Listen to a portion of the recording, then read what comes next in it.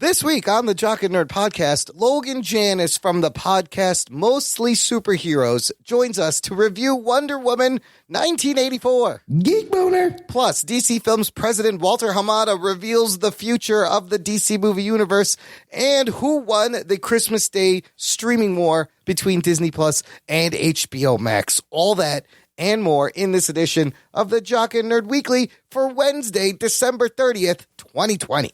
Hi, this is Gilbert Gottfried, and you're listening to the Jock and Nerd podcast.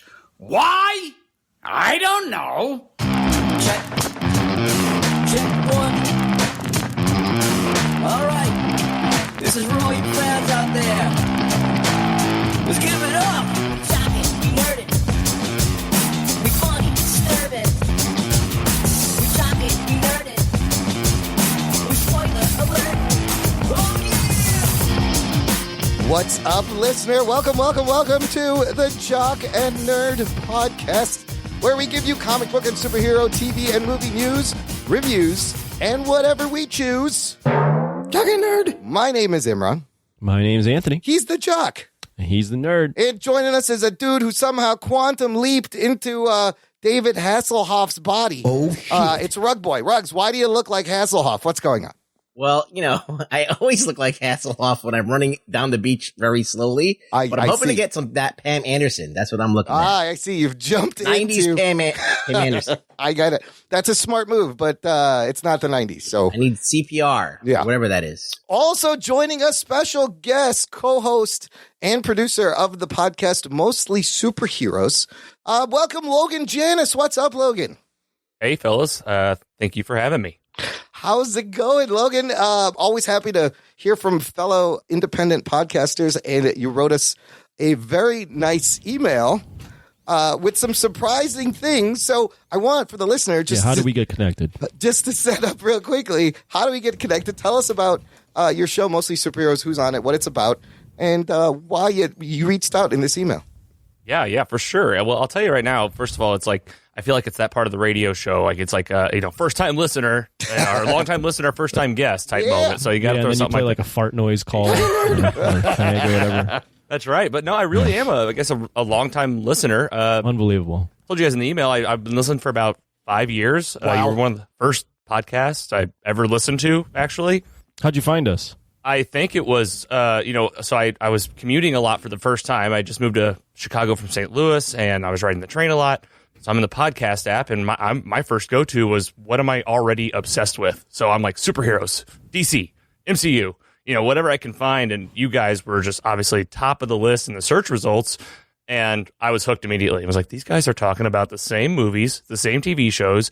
Like, this is a thing that people can do? Like, what the heck? And even now, listening to you guys talk to me live is wild. Is it weird? Oh, it's so weird. It's like, I've listened to your show, but I'm like, I'm in the show? Like, it's a crossover. Rugboy didn't believe the email, first of all. Rugboy was very no one can skeptical. like our show this much. But it's impossible. Yes, sometimes it's hard to believe, but we appreciate it. Well, and the thing is, it's like usually when people listen to our show that much, like we've heard of them, like they become part of our they're already part of the show. They send stuff in, blah blah blah.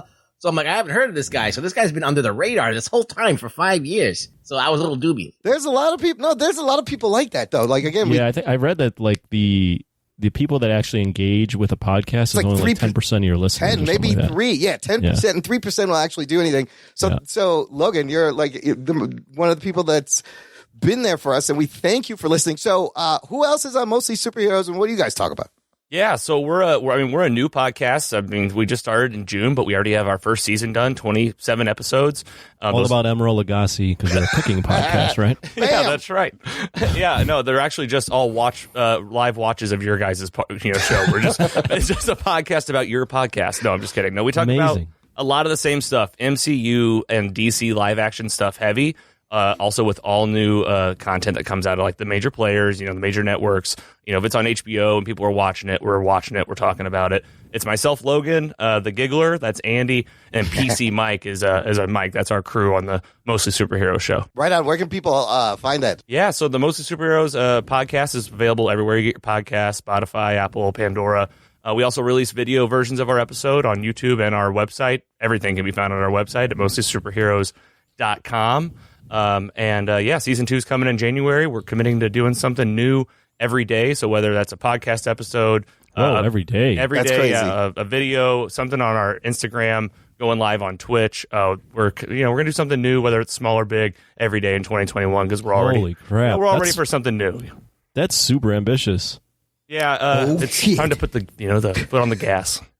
I'm looking at your you even have like a schedule of where you would release what's going to happen on each day. Daily for content. 2021. And the website's sharp. I do like the design and the logo of your website. Yeah, that is all due to my lovely fiance Carrie. She's a very fantastic. talented graphic designer, so we're kind of a dynamic duo, just her and I that do everything for the show. Yeah, you make sure you marry her. See, make sure that goes through. Make sure you follow through on that. That's right. Because Get she's past a this. good designer. All right, well, this is going to be fun. Let's get to the news, you bastards. The Jock and Nerd Podcast. The primary thing I want to talk about is the New York Times did this huge profile piece on Walter Hamada, who is the head dude at Warner Brothers, and it deals with a lot of his strategy, his plans moving forward for DC Films. Before we do that, we need to get a baseline from our guest Logan, don't we? Logan, tell us a little bit about your nerd cred. Which way? Let's start with a broad question. Which way do you lean? Are you more Marvel, more DC, or both? Yeah, so I am raised, born and true as a DC fan, and I'm actually wearing a Superman shirt, and I realize I'm wearing my Superman jacket. But here's the big thing, guys. I was converted from DC to Marvel during the last 15 years of filmmaking. I'm not even kidding. Yeah, that makes sense. I mean, But I like them both. And my knowledge of the movies is, I would say, vast. I've seen all the live action stuff. I nerd out about the crossovers. I pay attention to what's happened on the CW. So I'm ready to talk about this stuff. The CW. Oh my God. Yeah, I'm still seeing those proactive commercials. His skin is clear. Yes, finally. Okay, so overall, quickly, the DCEU that they've given us, what are your kind of broad thoughts on how they've handled their movies so far? Yeah, well, I mean, they're remaking the biggest one right now. So they're kind of showing us how they already feel about their own stuff. But, it's I was always the guy that was defending like Batman vs Superman and those movies to my friends. Like they were the ones saying they were, bad. And now I look back and they are fun, they're beautiful, but the DC the magic wasn't there, and I couldn't deny it at the end of the day. To see what Warner Brothers is doing now, they have revitalized my hope for what they can do with these films and these movies, and why not take a page out of MCU's book so it's just more content for all of us. So I'm excited again about TV, I'll tell you that. I like this. You're a reasonable DC movie fan, You're one of the reasonable folks. That way you can talk to you.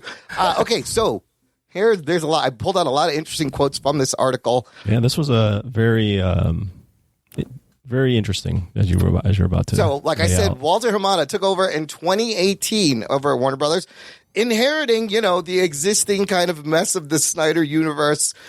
He became the Feige of DC movies, and also trying at the time DC was trying to catch up to Marvel and failing and doing it badly. So Walter Hamada inherits all this, needs to figure out what to do. Here's his plan. The article starts out right away saying, he says the most expensive DC movies, up to 4 a year, starting in 2022, are designed for release in theaters. And then they're going to make 2 annual films, 2 extra movies that'll focus on riskier characters. And they said like Batgirl, Static Shock, exclusively for HBO Max. So that's 6 DC movies a year split between theaters and HBO Max. That's amazing. What do you think of this production? Is this a good move? Let's start there. Anybody? Go with Logan. Logan, what do you think? Well, I mean, my immediate answer is yes. Like, let's go. I mean, what are we talking about? These are the superhero people who are talking about superhero stuff. Bring it on. Will it work? And especially where, like, I read this article that you sent it over, and where they go with this, where I get confused is like where the Zack Snyder piece like falls into place, because there's all these moving people and characters right now. Like you got the Affleck Batman, and you got Gal Gadot, and now Wonder Woman's just come out. We're gonna talk about that today, but it's like how's that gonna play a part? It makes it seem like it almost isn't gonna play a part. So I'm just a little bit confused because I was like fully prepared for like the DC multiverse just to be like, okay, everything's gonna mix. But like, what's actually going to happen? I'm excited about it. Let's go. But I am still kind of wondering for some clarity. It sounds like they are going to try to manage 2 cinematic universes when they can barely manage the fucking one cinematic universe to begin with.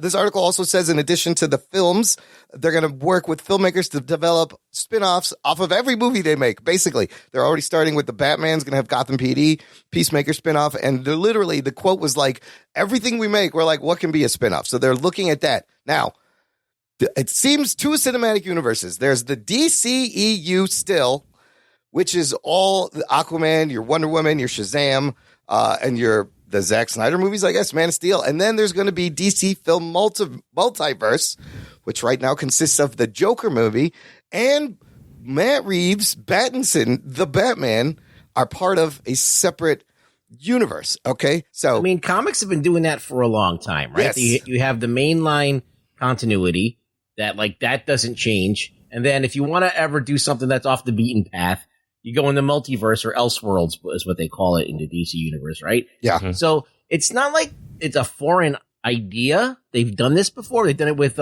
Injustice. They created a whole different offshoot universe with that, and everything that takes place, or any spin-offs that go off or within that universe.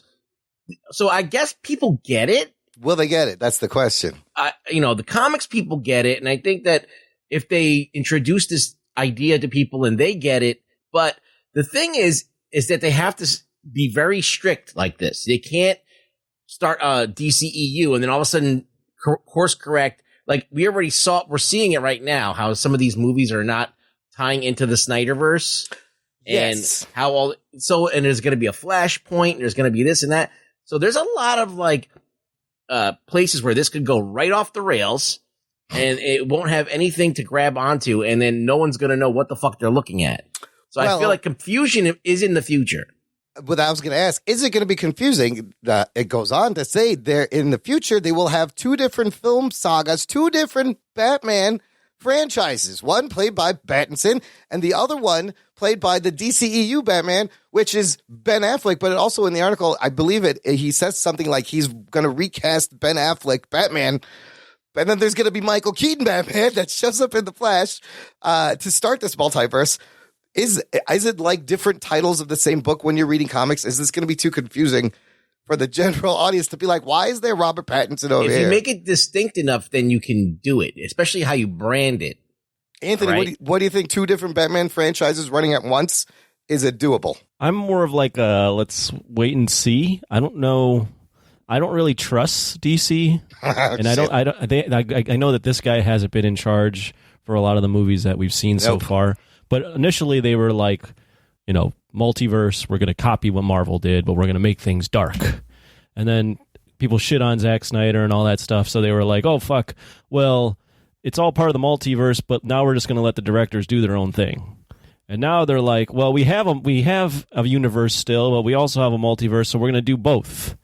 So, I get that they want to have creative freedom for some directors, and then other directors they want to have creative freedom but play in a sandbox. Yeah. They want to do a lot, and I appreciate the ambition, and I'm more of a Marvel guy, but as a fan of the genre, I'm open to seeing a lot more and seeing more content. That's always a good thing. But I don't know if I necessarily trust that they know exactly how to accomplish all of this. I mean, that's a good point. First of all, I'm all for more Batman. Yeah, give me all the Batman all day. But, Logan, should these movies be connected? Are they trying to have their cake and eat it too?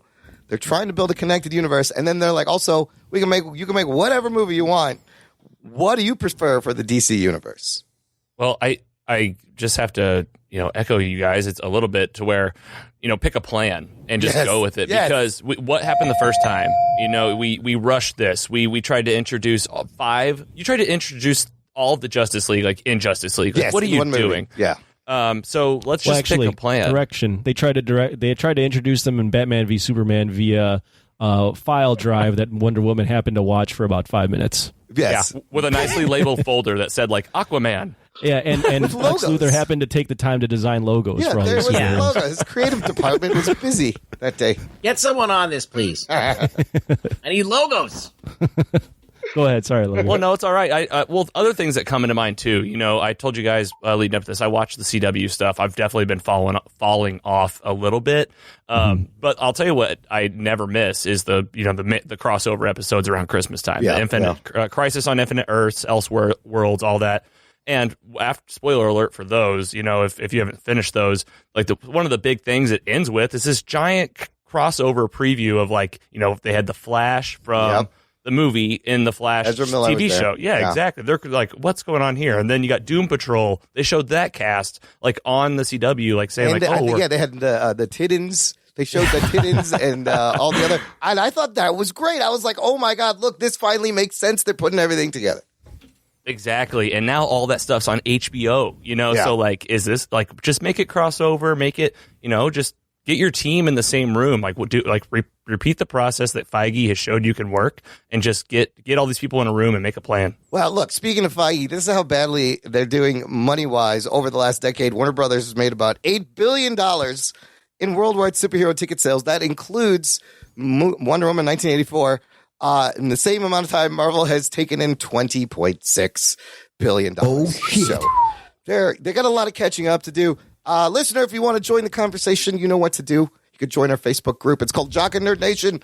All our awesome listeners are in there. They're very funny and attractive and smart, and they have interesting jobs. They're all great. I love all our group members. Jesus. Wow. What? I love them. It's a great place to hang out on the internet. Check it out.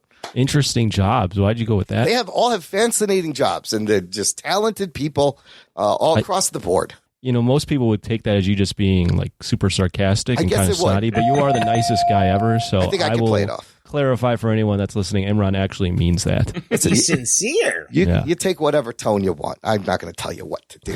Trust me, I've been listening for 5 years. That's just his voice. Yes, that's just how I sound. The fuck? Back to this article. Their answer again is the multiverse. Ruggs, you mentioned Flash. That's going to come out 2022. It's going to have Batflick. It's going to have Michael Keaton, and that this idea I'm very geek boner for. Because, again, this does make sense to acknowledge it's something different they can do. They have the history that the MCU can't do.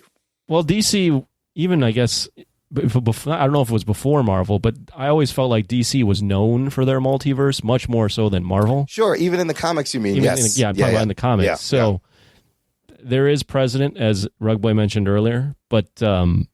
you know, Walter Hamada, is that his name, Walter? Walter Hamada, yes. Yeah, Oyo Harada? No, I'm sorry. Oyo Harada is a different guy. Who's that? He goes, I don't think anyone else has ever attempted this, but audiences are sophisticated enough to understand it. If we make good movies, they will go with it. Well, first off, the only other like IP that could attempt this is Marvel, and they don't need to, because their success is all built off of that MCU, so they're not going to do this. But nobody else has attempted. I mean, he's not wrong. But what I'm saying is no one else. There's no one that has enough IP to even attempt this. Yes, it would only be them. That's how popular enough to even do this. So although it is ambitious, it's a little disingenuous to be like, oh, look at us, we're the only ones that are attempting this. No one's ever done this, but no one else. Who else has all these people? Yeah, but I think the more important line in there is if we make good movies, absolutely, they will go with it.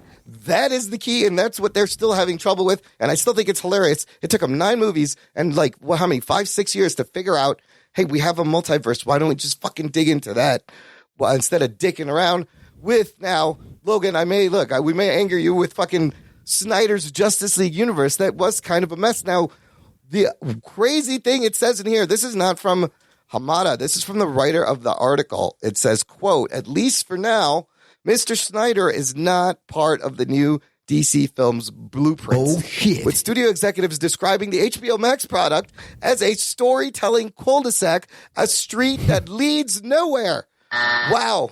Okay. Wow. Because I know people are going to want spin-offs of things. He's talked about making a comic book like sequel with his characters, but these characters are also the DCEU. I don't know. Logan, does that make you sad? Well, for me, it's just it's not that it makes me sad, because I'll tell you who I'm not. I'm not one of these release the Snyder Cut guys. Okay.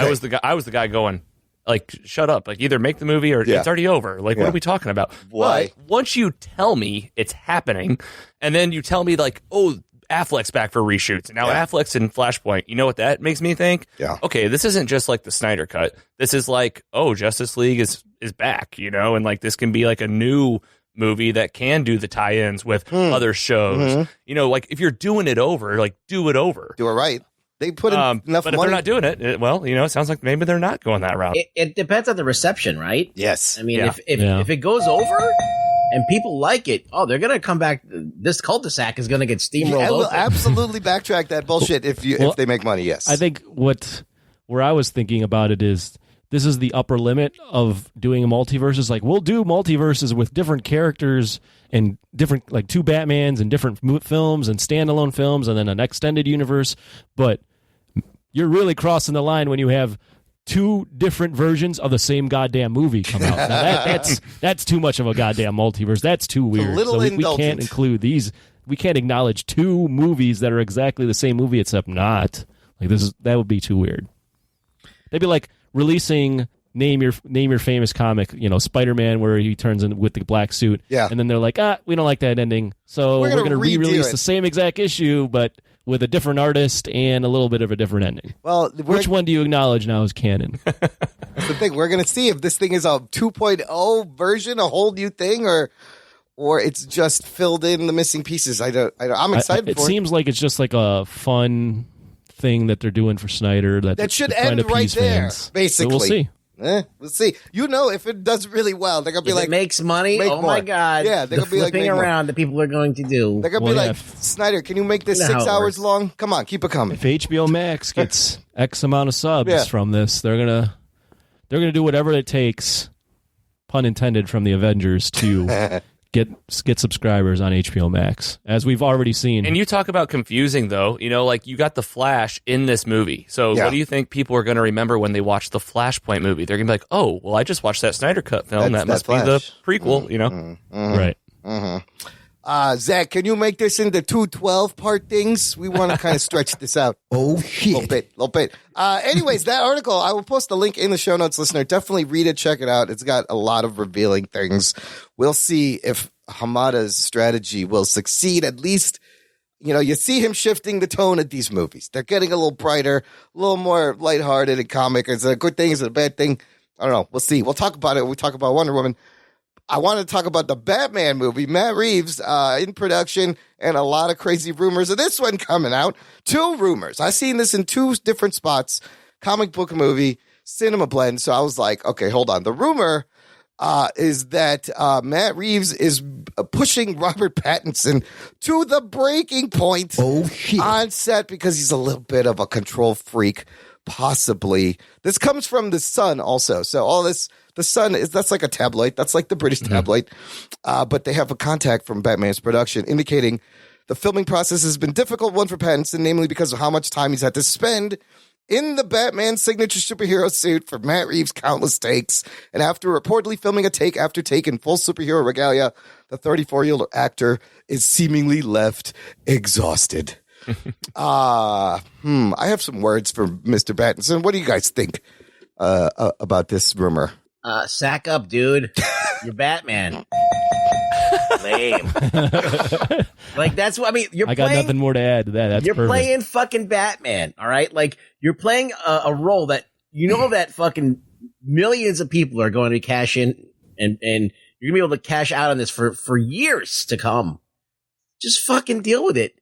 Michael Keaton hated the fucking bat suit. And this is before they knew how to make them. But even the good ones, those things are not comfortable to wear. And guess who's back in a bat suit? Yeah, even at 67 years old or whatever. You should be ashamed of yourself, fucking Pattinson. Yeah. You're fucking Batman. It's called Sack up, acting. dude. How about you act like you want to be there, motherfucker? Yeah. What are you doing? Come on. Logan, is this your Batman? I still think he's going to make a good Batman, but this is a little weird. Yeah, I'm with you right there. I think it's going to be I think he'll be our Batman. But like this news doesn't make me feel any more confident. My eyes were rolling onto the ground. You guys I was like, come on, what are we talking about here? Really? Maybe this is a one and done. Well, maybe that's why Walter Hamada is like, yep, we're going to different do movies. This multiverse thing. We're going to have multiple Batmans because he's already like, Yeah, this Pattinson guy doesn't really like being Batman. Hamada might have 5 Batmans lined up because he's just going to fire all these Batmans. And not only is it because he's tired, it's because he doesn't like to be in the suit. How could you not love being Batman in the goddamn suit? I know. Come on. That's what a recurring thing that I've been hearing, and we're going to be saying it a lot during this podcast, is that if you're going to work on one of these movies, fucking be into it. Yeah. You got to be into it. You can't just be like this sake, man, douche. you amateur. Yeah. Listen to You Christian can't just Bale. be Batman and like not like being Batman at all. And complain about it, be a bitch about it. You gotta be fucking into it. I want your head up when I throw my fist in the air. Exactamundo. That's the problem, Pattinson. You guys talk about Keaton. He couldn't even turn his neck. Yeah, no, he had to turn his whole body. I mean, he had the worst, and he's like he's still one of my favorite Batmans, and he had the worst costume. And I don't even think Christian Bale's costume looked all that comfortable. He was in his 40s, too. He's like in his deep 40s when he had to fucking do that shit. I gotta plug our last episode. We just did the Batman Returns Christmas special. Oh, that's fun. The second movie is fun, too. It's very dark and creepy and very dark. I love what's his name? DeVito biting. I remember when Penguin bites someone's nose off. Yes, I love Danny him eating DeVito. raw fish, just fucking right. Oh, it's so good. Dude, and Michelle Pfeiffer is super sexy as Catwoman in that costume. That is a sexy Catwoman costume. And best transformation into Catwoman scene, probably. It's not just bad. the big, the big push out fall. the window and then and Christopher Walken. Come on, Max Schreck is Max walking. Schreck, yeah. Speaking of Michelle Selena. Pfeiffer, I feel like her presentation of Catwoman in that film directly inspired how Kristen Wiig was about to play Cheetah. Oh well, we'll talk about all the characters that inspired fucking Kristen Wiig in this role, because I saw a lot of different ones, but that's one of them too. Yes, the nerdy, awkward. Yes, yep, we'll get into it. The nebbish, socially awkward. Then you gain powers, and you're like, I'm bad. And then suddenly you're a badass. Yeah, we will definitely talk about it. Listener, if you need some masks while you're walking around to protect yourself, I know there's vaccines, but even when you get the vaccine, you still got to wear a mask. Is that not correct? Is that Sure. Right. Okay. Yeah. Supposedly you got to still wear it because you could still spread it. You won't get it, but you can still spread it. Spread it. Don't be a spreader. We have masks at our TeePublic shop. Visit jockandnerd.com/shop, and you can represent and promote the show on your face. You'll have us on your face, on your mouth. On your face and It chest. could be in your ears, on your mouth, and on your chest. All the places. Jock and Nerd. Jockandnerd.com. It's like Vicks. Vicks Vapor Rub. Oh, Yeah. good save. Yeah. Eucalyptus healing. Does that work? Reminds me of being a kid, being sick. I wanted to bring up another thing that people use for like Gold medical Bond. reasons. Okay. Yeah. Gold Bond and Vicks I wasn't going to Vapor bring Rub. that up, but you brought it up. Tune in next week when we talk about Ben Gay, listener. Heals all the joints. Okay, last thing in the news. We're going to review That Wonder made me Woman. laugh out loud. I got him. Yeah. What? We have to work in common household medications. And either an ointment or a salve every episode. It's- Neosporin back pain, you're on the list. Try Icy Hot for back pain. Jock and Nerd. Use Tiger Balm. Tiger Balm. What's your favorite ointment there, Logan? What do you go to? I'll use a little. What's the one if you get like a mosquito bite? A little cortisone. Cortisone, yeah, cortisone's good. That's a good cream. Yeah. Yes. Alladrill, spot. calamine lotion. Calamine lotion is Don't also forget about aloe vera. aloe vera is very important. Use code Jock and Nerd And at exotic. aloevera.com. No, I don't know. Aloe vera, we need a sponsorship. Aloe vera is soothing. Okay, what were we talking about? Okay, the last thing in the news. Look, we're going to review Wonder Woman 1984, but that wasn't the only thing that came out on streaming Christmas Day. Anthony, there was another battle going on in people's living rooms Christmas weekend. Tell us about it. We're saving our review for this movie next week, I believe, right? Yes. Yeah. Yes. But Soul came out the same day on Disney Plus, so there's a little bit of a little competition here between Disney Plus and HBO Max. From Screen Rant, which they took a report from Bloomberg, it looks like Disney Plus crushed HBO Max in subscribers. in new subscribers. New subscribers. Disney Plus got 2.3 million new app downloads, so Holy that's shit. not counting Roku or Fire Stick or anything like that. HBO Max got 554,000 downloads. Floppy John. That's not so good, but it's now, a lot. Now, Warner Brothers came out and said they were really happy with this.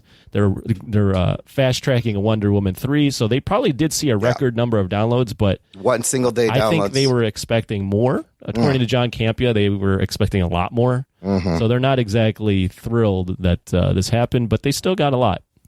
So just to compare numbers, HBO Max currently has 12.6 million subscribers. Disney Plus sitting at a nice 87 million subscribers. And of course, the king, Netflix, 195 million subscribers. Logan, which of these do you have and what's your favorite? Well, having this podcast, I definitely have all three. Okay, great. Yeah, absolutely. But, I have a few thoughts, like, right when I see these numbers, first off. Like, first of all, like, I'm not defending or bragging on anybody. I'm just seeing what I see. HBO Max, it's pretty new still, right? So there was some, it's only been around for not even the whole year. Yeah. And it's not international like Disney Plus. Right. That's a big point, too. It's only in the U.S. Yeah. Those are good points, although I think Disney Plus, their first day or two, I might be wrong. They got like 20 or 30 million subscribers. Yes, it was something ridiculous. I want to say you're right. It was 30 or something like that. Well, a couple things to factor. You guys mentioned the international. HBO Max is double the price Disney Plus is. It's also the most expensive. Yes. So Disney Plus also is riding the wave of Luke Skywalker being on The Mandalorian. So I think they're really hot right now. Also, something I've brought this up multiple times, but John Campea and his guests brought it up in a different way. I've always said that HBO Max, they don't really know how to market it. Yeah. And they brought up the fact that they think the name is even just wrong. HBO Max, people just think, oh, it's just like HBO Go or HBO Now. Stuff, right. It's all HBO stuff. Yeah, it's misleading. They should have picked a different name. It's so, dumb. yeah, there's a lot going against HBO Max. Well, and this might be controversial, but you could argue that HBO Max might have a more sophisticated audience, and then you got Netflix, which is everybody has Netflix nowadays. It's not like it was 5 years ago. Everybody's got Netflix. There might even be a weird stigma where it's HBO and Cinemax together. I didn't even think about that. No. Oh, what? This is a fapping type. This is all my softcore porn in one place. This is all the softcore porn I ever wanted. I was going to say my teenage self just got a full boner again. So, Netflix has Real done Sex and Cat House on rerun.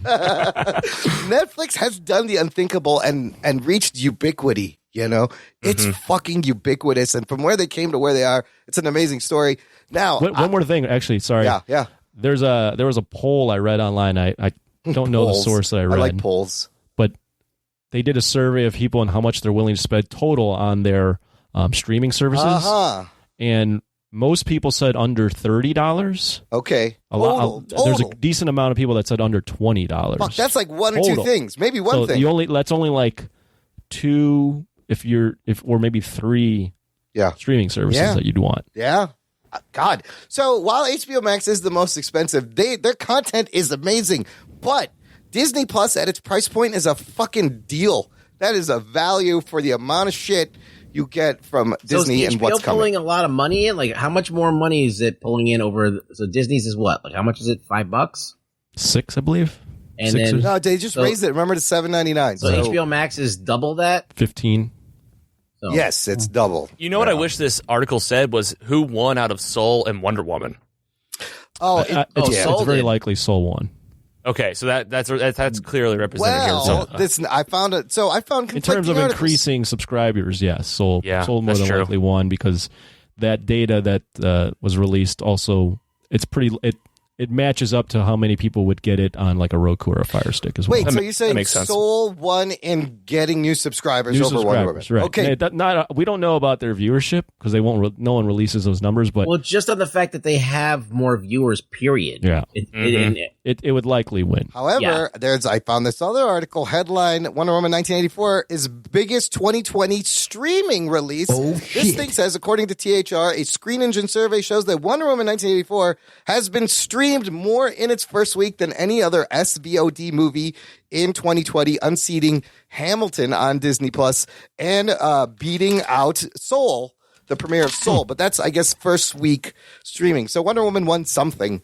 It won more streams, but if it was out of the stuff that was released this year, I think that's what that's saying, right? It's what was there even released? You had Hamilton, you had that, you had Mulan for $30. Yes, yeah. And then Soul. Okay. Well, that would make so. Actually, when I first saw these numbers, I was like, "Whoa!" Soul beat Wonder Woman. I was surprised. I thought Wonder Woman would have won, or it would have been a lot closer. Yeah. Obviously, there's a number of factors, but Wonder Woman at least had a movie that everyone liked before. But then I thought about the fact that Pixar just is. I just always underestimate personally Pixar, and Pixar is just a huge brand. Pixar's name always and delivers. Yeah, and like there's just kind of a thing that as we're older, we just don't. I don't think or maybe I'll just speak for myself. I don't factor in. Yeah. And that fact is, Soul is more of a family movie. Yeah. And if you hit that right note with a family movies do really fucking well. But these Pixar movies, they're always And deep. repeat viewing. Yeah. They're always deep. They're more than just family. They work on an adult level. They work on a child throwing level. Pixar and a family movie together. The other stat is here.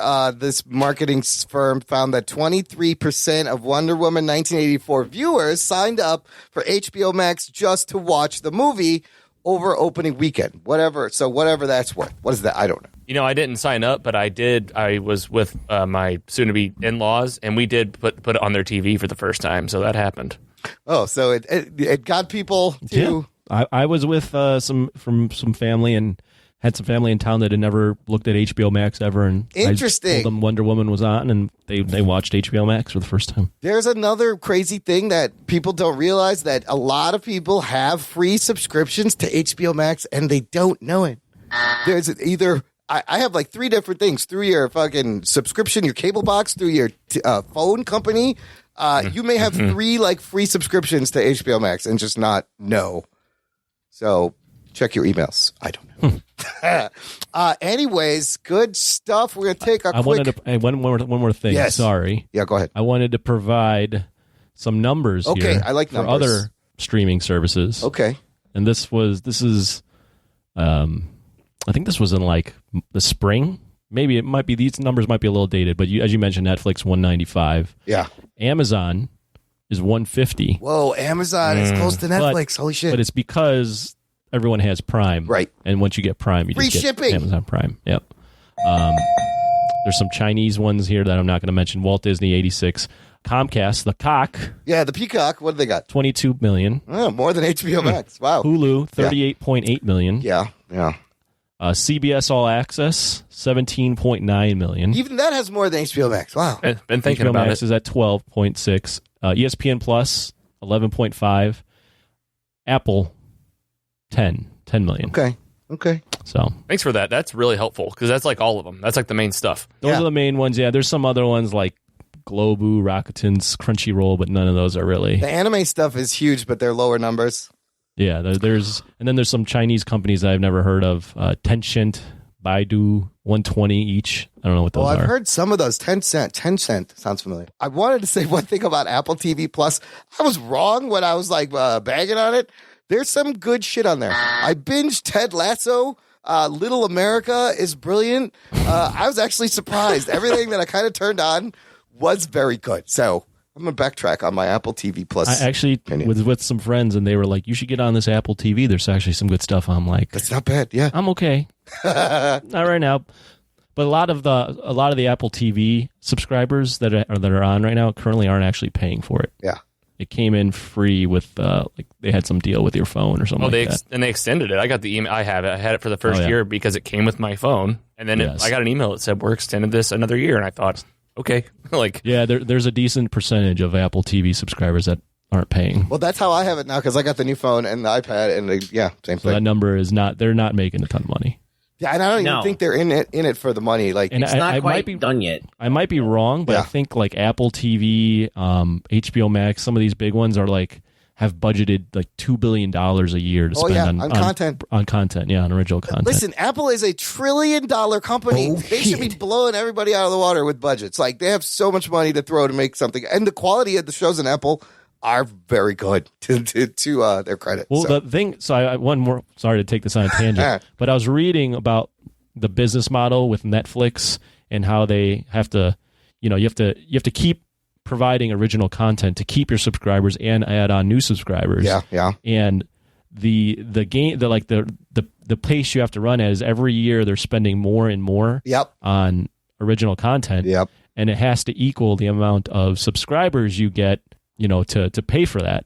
But the thing is like if you cut back on the original content at any rate, you're not only going to not get more subscribers, but you're going to lose the subscribers you have. So it's like a never-ending battle of spending more money on original content every year to keep, not only keep, but then add more subscribers. Well, and that's why they cancel shit 1 or 2 seasons in, because the longer a series goes on, it costs more money to make. The actors want more money. They renegotiate. It costs more money for the set. So nothing makes it past like 4 seasons if you're lucky on Netflix. Sometimes it's a one and done. Like we saw, a lot of shows got canceled this year that I enjoyed. Yeah, which might lead to why maybe the dragging out of the seasons is a little bit better of a model, because like what Netflix is doing is, they're releasing everything all at once. So you have like something like Queen's Gambit, that's a hit. So like I jump on Netflix, I'm going to watch it. Yeah. But if you release all these episodes at once and people watch a few and they're like, I'm out. Yeah. Then you lose that person. Whereas like The Mandalorian, you probably keep that person a bit, you keep them for 8 weeks or whatever. Not just keep them, but they're talking about it all. We talked about The Mandalorian all through, guess what time of the year, fellas? The holidays. The holidays. Right. Logan, what do you like as a viewer? All at once, or give it to me once a week? Yeah, no, at this point, Disney Plus has really like set the stage, I feel like, of what is going to be like the future. It's like, if you just have enough good content, then like just do it 1 week at a time, because then you have, especially like think about something like the MCU. I mean, we're going to be talking about it, obviously, but for a movie viewer, any, consumer out there, you're going to be talking about this one thing like in every week, like every day. Every day of the week. I mean, Disney's doing a hybrid thing, right? So it's releasing entire series. And it's doing at one time, and it's also doing the piecemeal ones as well. And I think that that's not bad, especially if you acquire something that's already done, or you acquire something from like another country or whatever. You could,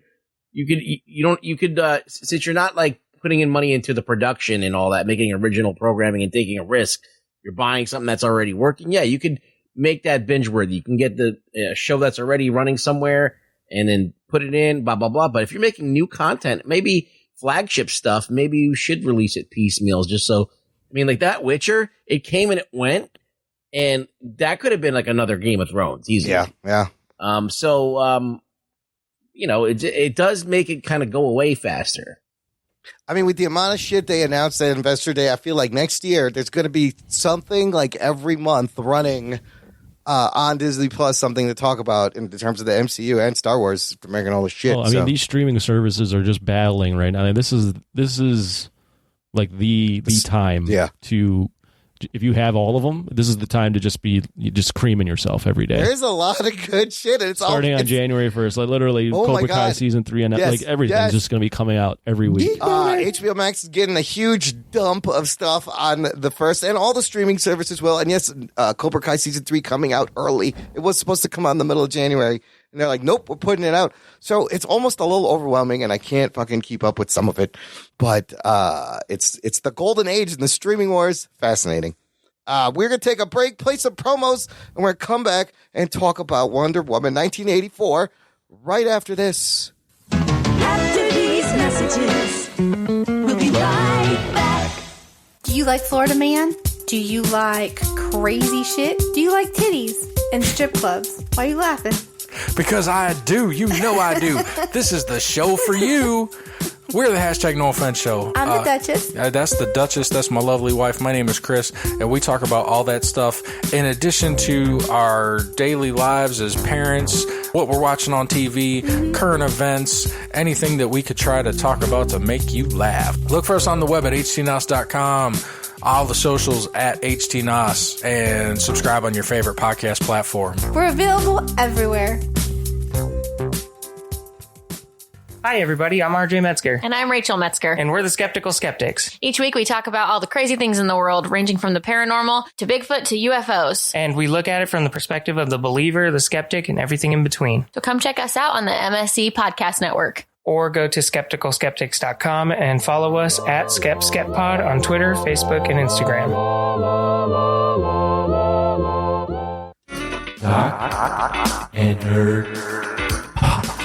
Listener, if you enjoy the show and you want more show, and you can support the show, join our fan club. Visit jockandnerd.com/Patreon. Jock and Nerd. You, for as little as $3 a month support, you will get bonus content, an exclusive RSS feed with bonus movie reviews, Jock Talks. The shows come out early. This week we had our instant reactions to Wonder Woman 1984, and Anthony had an instant reaction to Soul, Anthony. Yep. And Wonder Woman. And Wonder Woman and Jock Talk. Their bottom is very weak. With the young Chaz Chazington the Fifth. Chazraham Lincoln. Chazington Washington? Okay. Chezzy Chezovelt. Freddie Chezovelt. Chazzy Chase and the Fresh Prince. Anyways, that's Patreon, jockandnerd.com/Patreon. That's the kind of content you can get on Patreon. That's what you're going to get. Us trying to come up with names for Chazwell. Let's get to our review this episode. It's Wonder Woman 1984. Here is your spoiler alert. Strap yourselves in, you fucks. Spoiler time.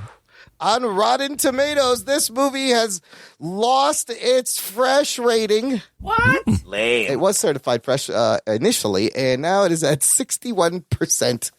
Tomato meter average rating 6.2 out of 10. Box office wise, it actually opening weekend domestically did better than they expected. It made $16 million opening weekend. They were thinking like 10 to 12, and I'm surprised it made $16 million. Right also, now, maybe another factor in why the subscriber count might have been lower. Because people actually went out and fucking saw. So there's only about a little over 2,000 movie theaters open out of like 6,000, I think, is the total number. So that's what they were working with. Yeah. Worldwide, this movie has made $85 million. Again, we talked about last week. It didn't do well in China and overseas with its early release. This is the first and only movie that is in 4K, released in 4K on HBO Max. It looks great. Yeah, it is. And I'm surprised, like, people were criticizing HBO Max for not having any 4K content. I think Disney Plus does. This is like the only thing in 4K right now.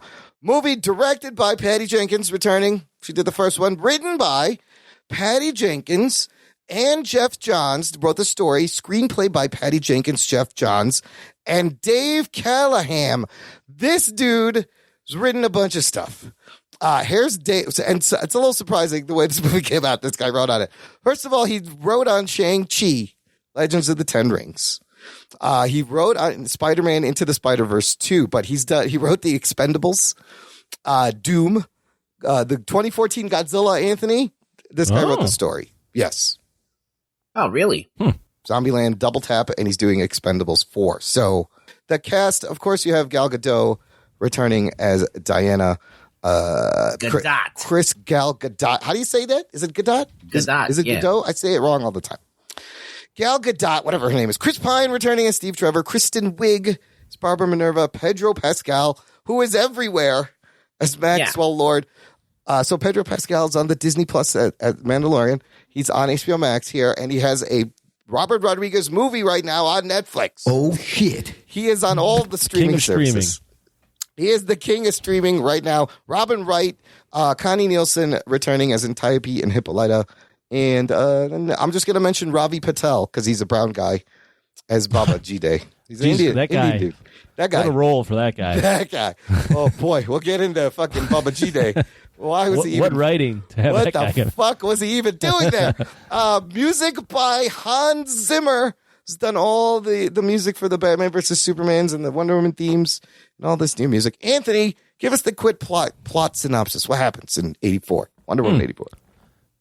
If you didn't already know, this movie is set in 1984. Oh, it is it? And it stars Wonder Woman. I see. She is, I guess, kind of in hiding, yet still saving people. And she comes across, she's working for some museum.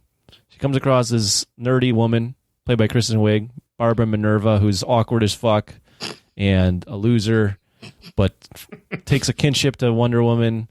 She wants to be like Wonder Woman. She wants to, that's her idol. In the meantime, there's this oil tycoon guy named Maxwell Lord who wants to get a lot of money and rule the world. And he's having a lot of trouble with the oil business, but he's looking for this rock that Barbara Minerva comes across. I'm not even going to get into how they come across the rock. He just happens to find. Maxwell Lord was looking for this rock, and this rock, I guess, has some wishing powers, and he wants this rock because he wants to get all these wishes. And inadvertently, Wonder Woman gets back Steve Trevor because she makes a wish, and Barbara Minerva becomes like Wonder Woman because she makes a wish, and Maxwell Lord gets this rock and wishes to become the Rock because, I don't know, I guess that's how the plot wanted him to become. And Wonder Woman has to investigate why this rock is doing these things and undo everything that's happening because this rock is really bad. So there you go. Wow, that's a lot of fucking convoluted shit right there. Yeah, I couldn't really do this very succinctly because it's hard. It's hard. It is very hard. Unless I was just going to be super vague. Logan, let's start with you. You're a guest. When this movie ended, did it leave you feeling anything? What were your first thoughts?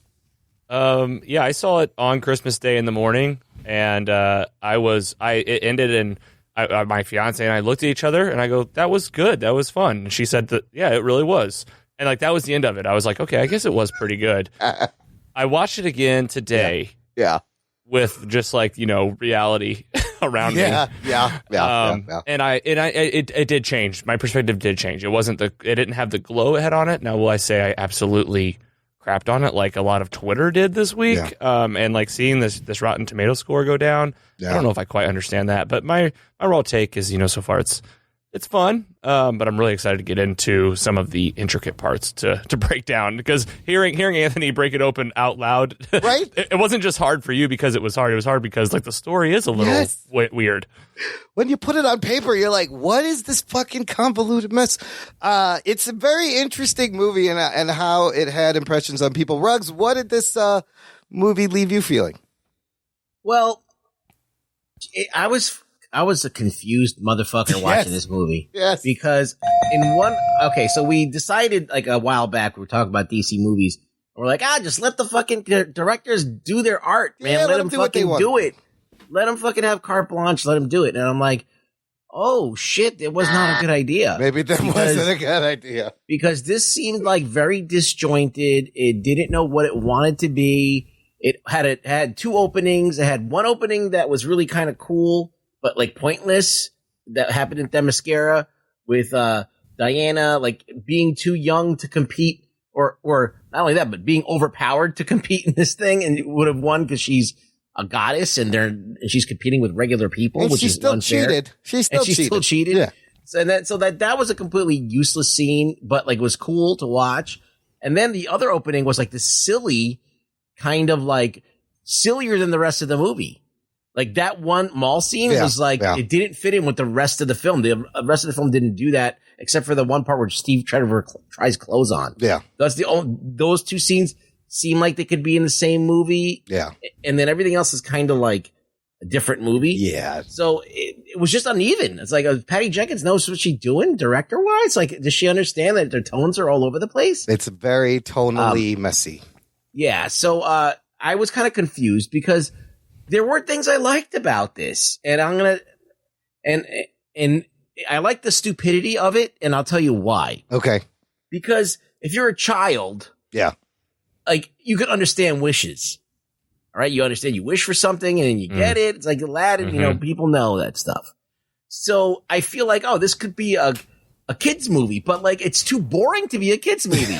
So it's they had this idea, okay, let's make a movie about Wonder Woman. That's kind of like a kid's movie that everybody can get behind. We could easily define how everybody gets their powers and how the bad guy exists with this little wishy thing. It's it's a MacGuffin. Everybody knows it. But then they go and they make it boring, and they make it so it's inaccessible to a younger kid or something like that. So I feel they didn't know what the fuck they were doing. They were trying to do everything, and none of it was actually sticking. Yeah. And I have so many criticisms of this movie. I could do a podcast on my own for 2 hours. Well, that's why we're here. So I have questions. Anthony, can this movie be enjoyed on any level? What did you think coming up? Yeah, so it's interesting. This movie came out Christmas, as we've all talked about, and I fully intended to watch it that night, or sometime during the day or night. But I lent out my HBO Max to some of my friends and family, and they happened to be watching it. So I couldn't watch it. So I watched Soul. You know, we first. have a show account that I can give you, and you could have just watched it, by the way. You know that, right? What do you mean? Well, we have a show account for the three of us. I believe. I know. That's okay. I use that account. And for new guests. Oh, and so you're sharing that to everybody. Okay. Go ahead. I shared it. Yeah, I shared it, and then I actually went onto yours. Yeah. To try to watch it, but I guess everyone was watching using it. I think you can only have 3 at the same time. Oh, okay. And you fucks happen to be using it too. Everybody's watching it. So I was SOL, as they say.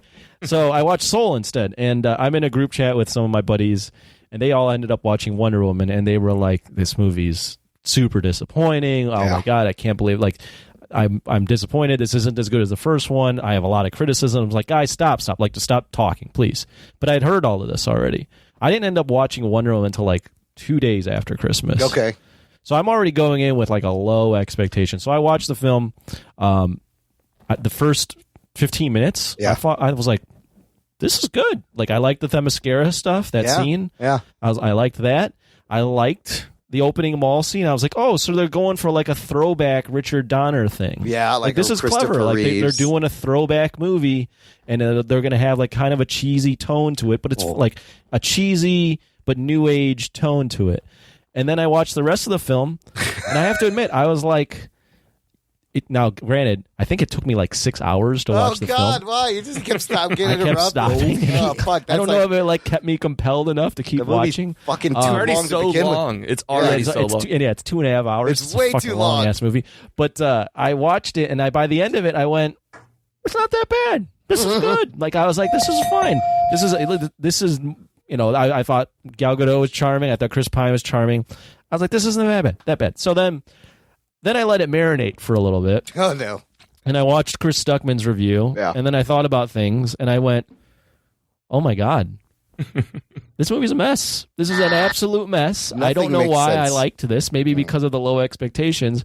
But I feel like the score I had initially coming out of it and the score I'd have by talking through this movie is going to be completely different because, as Rugboy kind of alluded to, and this is kind of the thing that I'm like, "Oh, fuck." Like, the first Wonder Woman, Patty Jenkins directed it. Yeah. This one, she wrote and directed. She didn't write the like, first one, did she? This does not say a lot for her writing. Yeah. And although they're fast-tracking a Wonder Woman 3 with her doing it, I'm already, like, hearing grumblings, like, maybe this is going to, like, ruin her status with doing Star Wars.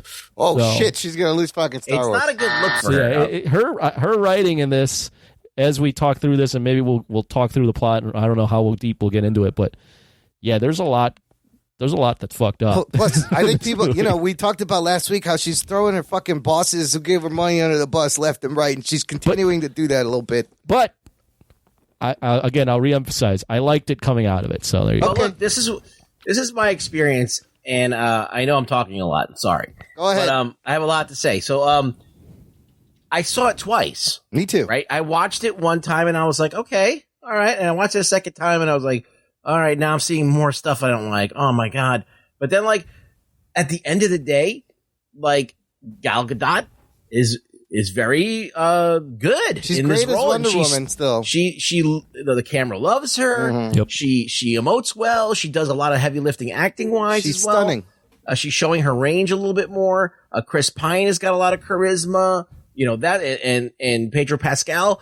Even though I don't know what the fuck his whole deal was, I understand him as a villain, but I thought he did a good job. He was entertaining to watch. Oh my God, he's fun to watch. So I think that the actors and the fact that it's Wonder Woman and there is some action here and there, and things are going up. Things are there's a lot of cute stuff happening. Yeah, that's enough to kind of, for most people, to like enjoy it. I just was coming off the glow of watching Soul, and it just being the holidays. So I think all of that just made me go, like, this is like good Christmas fun. Like, we're having fun, whatever. Like, why are we so critical about these things? I think that was more of my mindset coming out of it. That's a good point. So here's my experience real quick. The first time I watched it, I was pretty disappointed because it wasn't what I was expecting after the first one. And I had a lot of questions. And the whole time I was just like, what? The whole time. So then I'm like, let me watch it a second time. Knowing that this is just a fucking stupid, silly, like they tried to throw back to the 80s. It's inconsequential. It doesn't push Diana's story forward. It's just a fun it's comic booky in all the best and worst ways. I watched it again. I enjoyed it a little bit more because I was like, what the fuck? It's fine. But at the end of the day, I still lean a little towards disappointed, and the amount of fucking questions that I have generated from this movie, you have no idea. I need answers. So let's dive in. I want to talk about, first of all, the two openings. The Warner Brothers wanted Patty Jenkins to cut one of these openings. Oh, shit. I will argue, though, that the Themyscira opening is a little misleading because it's so good.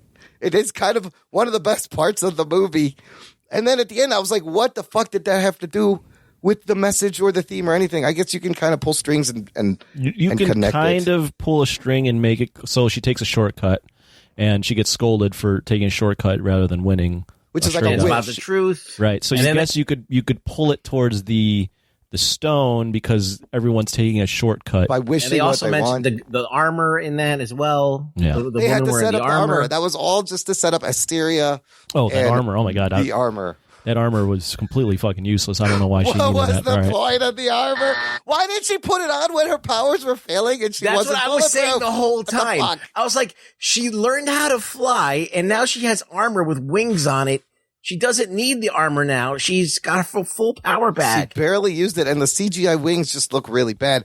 I did appreciate the Donner, Christopher Reeves kind of homage to the 80s movies, but then they quickly forget the 80s. It's very minimal, and they missed like kind of the heart that those movies had. There's a way to do that and still not be totally It was silly. tone deaf. It was there was moments where you felt like, first of all, they didn't even use original music when she did the flying scene. They used music from another movie. Really? Which is always bad. What? Yeah. That flight scene she was using music from Sunshine, which was like a sci-fi movie about like flying into the sun or whatever. Fuck out. That was my other favorite scene in the movie is the opening and that they flying had it as, they used a temp track. Yeah. Oh, they kept the temp. They just said, fucking keep it. Fuck. And so they couldn't do anything better than that. But, look, this is the things. These are just superficial things that I had after I watched the film. I was like, all right, so she's not having a sword and a shield anymore. That's gone. It's just the lasso can do all of those things. The lasso does everything now. The lasso does everything, and then all of a sudden, okay, she can fly, but then she doesn't remember how to do it in the future. Yeah, this is also inconsistent. I was like, but didn't we see, or shouldn't she fly before? What the fuck's going on? So she's got the sword and the shield in the first. She lets go of it, and she gets back into it again. It's like her signature thing in 2 movies. So that's gone. So I guess that they're trying to like separate themselves from the Snyderverse, and so they're like getting rid of stuff that they don't like. Too edgy. The fuck's going on here? That's what I was saying the whole movie. Wait, Logan. So let's talk about Barbara Minerva, right? Anthony, you already mentioned. Who did you mention? She reminds you of Catwoman? The other Catwoman? She is Michelle Pfeiffer rolled into Jim Carrey playing Riddler, rolled into Uma Thurman playing Poison Ivy, rolled into Jamie Foxx playing Electro. That's all of them. That's absolutely it's such a trope. It's been done like in every movie. And it hasn't worked in any of the films. So my question to you, Logan, is why couldn't she have been a smart, competent fucking female who is just like clever and wants to get power? Why did they have to It was do just this? competitive. Yes. With like her. this already. Yeah, I know. Well, that's just one of many issues. I mean, whenever I went back to watch this the second time, after 10 minutes in, I realized, I need to take some notes, and I took 3 pages of notes. All right, give us some notes. I got so much here. Like in the beginning, just like there's the story feels like it drops you in, but not like in a smooth way. Like you feel like I felt jolted. I was like,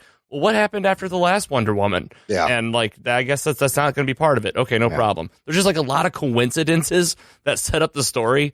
Like she just happens to be busting those guys at the mall that happen to be getting the crystal. The stone. Like, why? And how does a shopping mall have rare antiquities? What the fuck is going on? Yeah, that was very convenient. and why was the woman at the, you talk about Kristen Wiig, go back to that. That was your original question. Why was the woman that worked at the museum so mean to Kristen Wiig for no reason. Like, Right. you know, they made it. They couldn't just make her dorky and so frail, but like people were visibly mean to her. Not only that, everyone hates her. I think the thing that she was starting her first day at work, that was too much of a, like that. She could have been working there the whole time. Yeah, and just been one of her friends. Like, why do we have to be introduced to her like this? It's so stupid. That was exactly the number 2 on my coincidence list. Like, she just happens to be, it's her first day. Like, why does it have to be her first day? That's lazy ass writing, Hollywood writing to the T. It's they just keep doing this cute meets, whatever. Oh yeah, like Diana saves her from that drunk pervert guy. Yes, and I was like, so what? After dinner, Diana's just not only Following is she her? being Wonder Woman in her regular clothes, but she just happened to save her. You know, and then she goes back and wishes to be Diana. It's let's hear some of your notes, Logan. Yeah. Well, that's perfect. That's good. That's good because then we get into the wishes. Oh, geez. So go ahead. Yeah, go ahead. I mean, that's the next part I have. So on the wishing front, I know that Rugboy had mentioned it being kind of childlike, but they didn't really do a good job of explaining the wishes. Yeah. So how does it work? Maxwell Lord becomes the wishing stone. Yeah. But I figured it out eventually, but it was very like weird. Like, so he's granting wishes, but he gets to take something from you. Like, in it was return. like, wait, why does he get something? And then I finally figured out, it's because the wishing stone in general takes something away from you once you grant a wish. paw. But it wasn't very well explained why he had, like how he was able to get this. Plus, it's the laziest MacGuffin where you can write anything and you don't have to explain it. And then at that point, once you have a stone with unlimited wishes, you can do whatever you want. Everything's just bonkers. Like they have to keep one upping everything with the amount of wishes. And then the rules of how the wishes work are weird because you have in some scenes like the wishes making freaking walls come up out of nowhere and all kinds of shit appear and disappear. And then for some reason we have to have this plot device where Chris Pine is Steve Trevor in some guy's body. And I guess according to woke people, that's bad because it's like it's rape or whatever, and I guess it is. But you know, like they've done that in 1,000 movies. That whole series, it was called Quantum Leap. That they did it all the time. How many times did Sam rape a person in Quantum Leap? That's what I was that necessary? Like, why did he? Why did you have to put it? But it wasn't necessary. That's the point that I'm making. They have like the way the wishes work are stupid. And Diana did rape that guy. She did because at the end when she's looking at that dude, I'm looking at her and I'm like, I know she's thinking she's like, hey, I fucked this guy and he has no idea. Well, Chris Stuckman brought this up, but it was like, so we can see, everyone in the world sees that guy, not Chris Pine, right? But Diana even sees that guy, but she knows that it's Chris Pine. So only the audience is looking at him as Chris Pine. But there's a line where she goes, "I only see you, Steve." Right. That's what I was confused. We are shown that it's Chris Pine, but no one else is. And then, if you want to like really get nerdy and think about things, you're like, then you're going, wait, so this guy just disappeared from his family for like 3 weeks. Didn't anybody wonder where he was? Woke up days later. There's no filed missing report or missing persons report on Didn't this this guy. guy wonder what the fuck's been happening? And it was 3 weeks jumps ahead in my life. Yeah. You could easily just have Chris Pine appear Just out of nowhere show or up. whatever. Yes, it's magic. It's a fucking magic witch stone. He could, but I'll tell you why they did it. It's an Easter egg because the guy that played him, they hired him to specifically because he looks like Lyle Wagner, the actor who played the original Steve Trevor in the 70s TV show with Linda Carter. Geek boner. That's what they were going for, but it just opened up a whole book, a bunch of questions like, how does this work? What is going on? Yeah, that was stupid.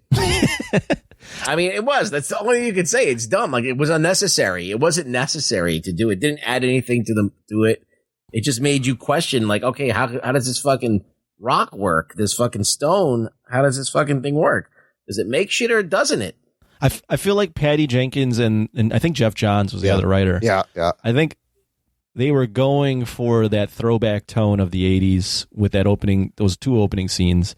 And I think they wanted to, they wanted to do the nerdy bad guy villain again. It's not the best, but they were like, let's do a throwback movie.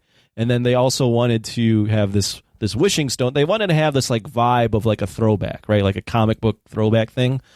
But everything they wrote, it just didn't fit together all that well. And it was a little too convoluted. And when you dissect it, you're like, this is not even just like bad comic book logic. This is just bad in general. Well, it's like a Frankenstein because what happens is they're just doing so they're taking like tidbits of all different movies and different things. They're taking like a Quantum Leap here. Yeah. They're taking this Donner thing. They're taking this and that and wishes and shit like that, like Aladdin.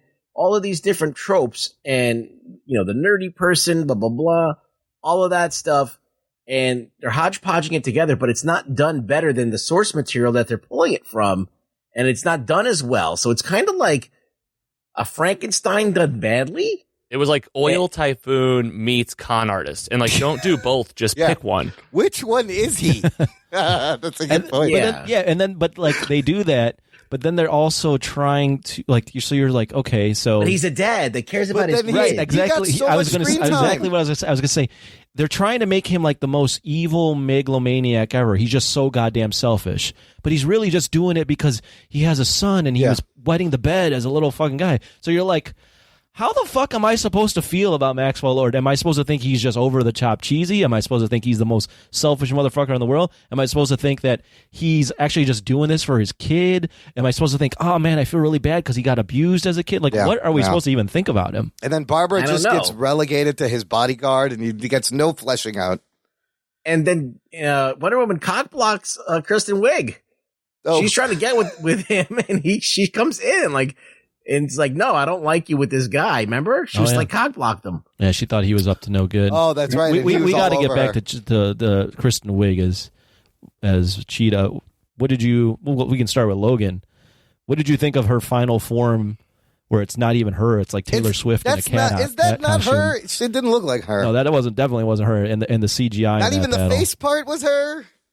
Logan. Yeah, it looked like It was, first of all, I was really convoluted about like how she got that way in the first place. Like, you not only are you going from this guy can pick what he gets from the person that's wishing. So he, like you said, he took that from the crystal, right? Like, he doesn't just get something that's like metaphoric. He's like, I get your army, and then he gets it. And so then he's like, hey, I take your, what do you say? Like your fury, your furia. He took somebody's and he said to her that like during his like wish granting big thing. So he gave his power to her, right? And handed it to her, and then she looked like the weirdest. She said she already got like the wish of becoming like a Wonder Woman, but then he's like, I feel really good about you or something. You get another wish, and she's like, I want to be an apex predator. Yeah, but don't forget, you only get one great wish. That's why at the end his son is like wishing for him, like, Dad, I wish you were here. I wish you were here, and it wasn't working. Wait, you get one wish? He's made it seem like he goes, I'm generous, and he gave her 2 wishes. It sounded like that on the plane, but what actually happened is he got to the TV station, he gets the people to turn on the satellites with all the particles. Let's talk about it. So he can hear them. And he's kind of like starts hearing the wishes, and he starts saying like, your wish is granted. I take your strength. Yeah, and he starts getting more powerful. Then he goes, I grant your wish. I take your furiousness and your something to her. Yeah. And you'll see she gets it, and that's when she turns her back. I didn't catch that till the second watch. And then for some reason, she's a cheetah. Yep. Well, she said she wanted to be an apex predator. That could have been anything. I guess the cheetah is apex. And then the silliest thing is at the end where he's just like, I renounce my wish, and he runs off, and then he's gone. That's it. Well, before we get to the renouncing and all that, because that deserves a discussion. The one thing about the cheetah, they allude to it in the beginning because Gal Gadot is wearing cheetah stilettos. Leopard there's stilettos. A stuffed cat in her office too. But then, she becomes a cheetah, and so bad. It's like, and then they do like for most of it, it's Kristen Wiig like just getting like sexed up a little bit. Yeah. But I was like perplexed. I'm going at the end. First off, the CGI is terrible. It's a really bad battle. Yeah, and it's in the nighttime. It becomes a different actress, right? Yeah. Then they're both in the water. And she's like, you gotta stop. Gal Gadot's like, you gotta stop.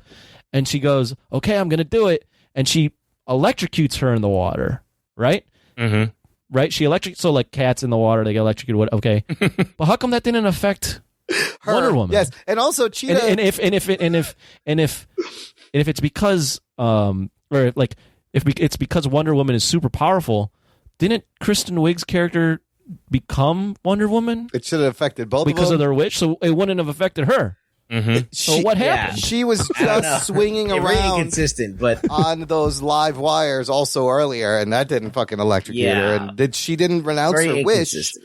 either. So both of the bad guys get away, which I thought was funny. My favorite thing about the Kristen Wiig, since we're talking about her, Yeah, go ahead. is that they do that one scene where she's bad in heels, and then all of a sudden she becomes like Wonder Woman. She can walk in She's good heels. at them. Yeah. And then like she's in this like black outfit, and she's like, oh, whatever. And then they do the thing where she goes to the gym.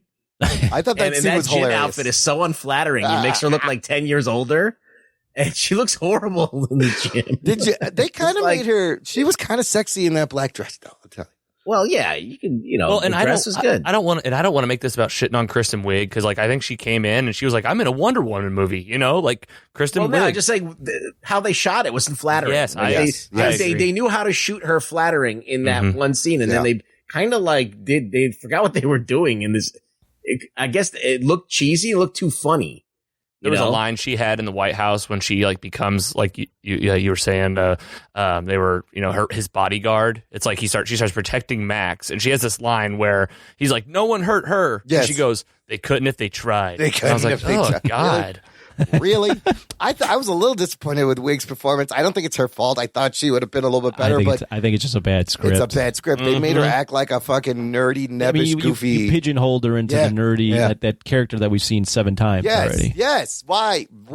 Because she is really good in Ghostbusters. She's good in everything I've seen her in. The solution to this is to not make her a first day of work nerdy girl. She could still be nerdy and like as a nerd who knows her shit. Smart. Yeah. But she should be like in competition with her. They should be like people who work together and almost she wants equal. to one up her. Yeah. And then now she finally gets the edge and she can use it. Yeah. That's more like competitive and whatever, but they want to make her sympathetic. And so they think that making her a goofball is like automatic sympathy. And I think that that's just lazy. Yeah. The end of it when everyone's renouncing, I had so many questions. Oh my God! So can I just verbally talk through this? Yes. Just so that we can get through what happens? Because I'm still not sure what the fuck happened. No, no one knows. Maybe Logan knows. He can comment after. So the whole movie, it's been established that you need physical contact with the stone or Maxwell Lord to get your wish granted. And he comes across these satellites that can emit particles that can touch people. Yes. So he gets find these satellites and broadcasts to the world, starts granting these wishes. First off, I'm going, okay, he can touch the people, but how are the people touching him? How does he hear everything? Well, not only that, but how are they? There's still no physical contact. No. So how is he granting these wishes? Then at some point, Wonder Woman comes in. They don't do a big battle. Instead, it's like a verbal like battle. And he's like in this beam, and he's still able to grant wishes. I don't know how he's hearing anything. And Wonder Woman is able to put this magic lasso that we established on him. And now through the lasso, she's able to talk to the world through the lasso, through him, through the magic beam. Is that what? I was like, how can everybody hear her? What the shit How is is going this on? happening? It was What the tied fuck? to the camera. And then to end it, everyone renounces their wish. She convinces every goddamn person in the world. Yeah, we can't to get people renounce their wearing wish. masks, but they're going to renounce their wish. Like, what? So, but not everybody. You guys can comment on all that. I just had to talk through it. The fact that we can get everyone on the same page to make to take their wishes back, but we can't get people to go into a store wearing a mask. It's ridiculous. Here's my question. It makes no sense. Why does wishing make it so windy that she can't even get to Maxwell Lord? How come they can hear her? Did everyone renounce? There must have been a couple of motherfuckers out there going, I'm not fucking renouncing I don't this. think Kristen Wiig renounced, but she was back to normal. When Max renounces first, then everyone renounces. But when he renounces, shouldn't everything just go back to normal right there at that moment? Well, a lot did. Like the wall went back down. disappeared. And the nukes start vanishing. But everybody remembers what happens. Yeah. So it's that's not a like big it deal. would have been better if it was a wipe and everybody just went back Mind to wipe. Yeah. Yeah, but everybody remembers what happened. And that's weird. Everybody saw remember that weird day in 1984 Yeah, when remember the when all world this almost crazy ended? shit Figure this out. Bruce Wayne could his Google search didn't go back to 1984 and figure out that there's some weird shit happened. Nobody heard of this with with Diana and Wonder Woman. Wait, you weren't alive in 1984 when I got my fucking wish and I got like this. I got Pamela Anderson on me, and then all of a sudden that went away and the world was ending. What happened? I got my parents back that day. All of a sudden they were gone. Listen, I'll give Max credit that he did create global chaos, and there was kind of global stakes, it didn't but need it was to be dumb. that. It didn't need to be that. It didn't feel. It felt like it was sandwiched in, and it didn't feel like it made any sense. And then at the end, he's just nothing happens to him. No, he gets away. They both get away with it. Yeah. Nothing happens to anybody. Logan, can you explain any of this? That was gonna be my biggest thing. Was like at the end, it just seems like it ends. It's like, well, what happened to everyone? Like, it's like no one even cares about the movie that's in the movie. Yeah, like That's a great point. I think you nailed it. That's the big problem of the movie. But there's another thing I wanted to talk about. I have a real couple quick. more things. Go ahead.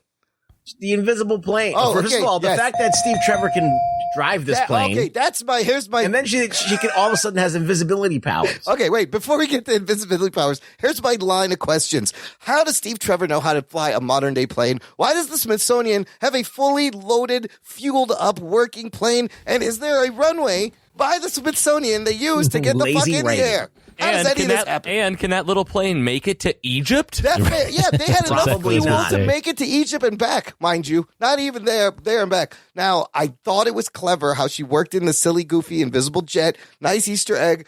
You know, in the comics, it's a silly fucking thing where you just see her sitting in an invisible thing flying in the air. It's dumb.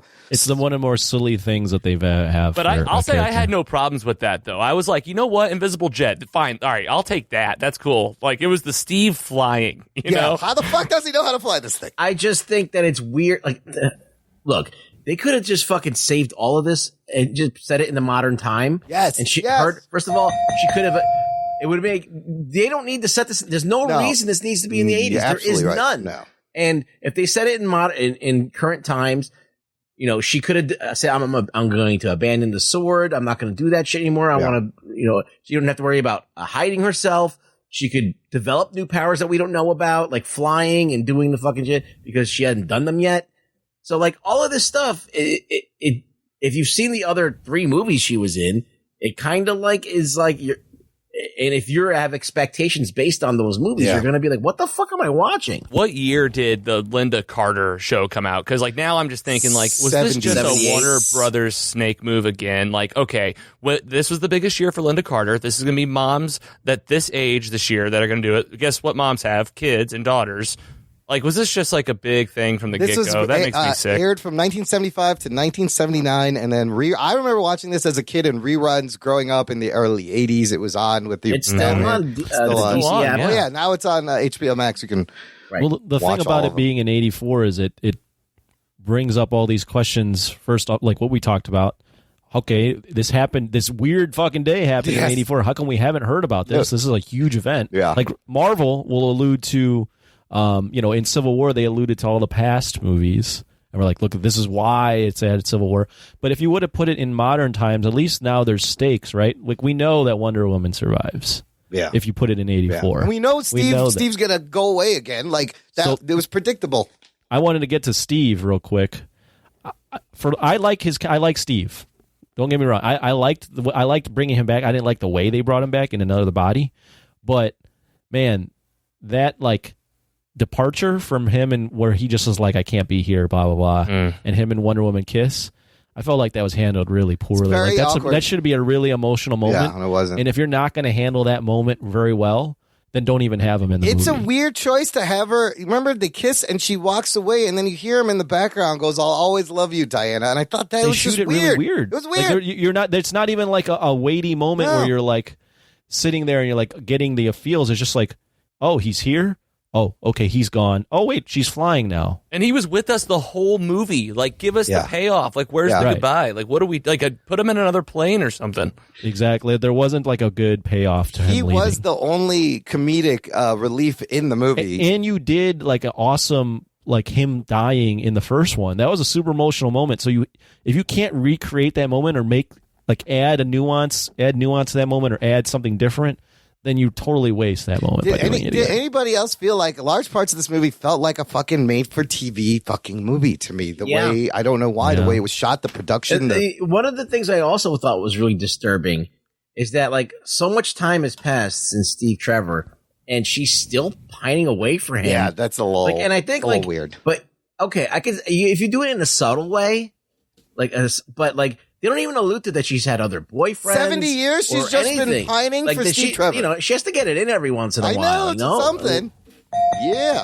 But 70 years. No, nothing. She's waiting for him. It just seems pathetic. Yeah, that waiter's like, you just sitting for one? And she's like, yep. And he like picks up all the silverware right in front of her. And I was like, so what are we supposed to think? Like, she's been single since we saw her in the last movie. For 70 years. You guys are spot on.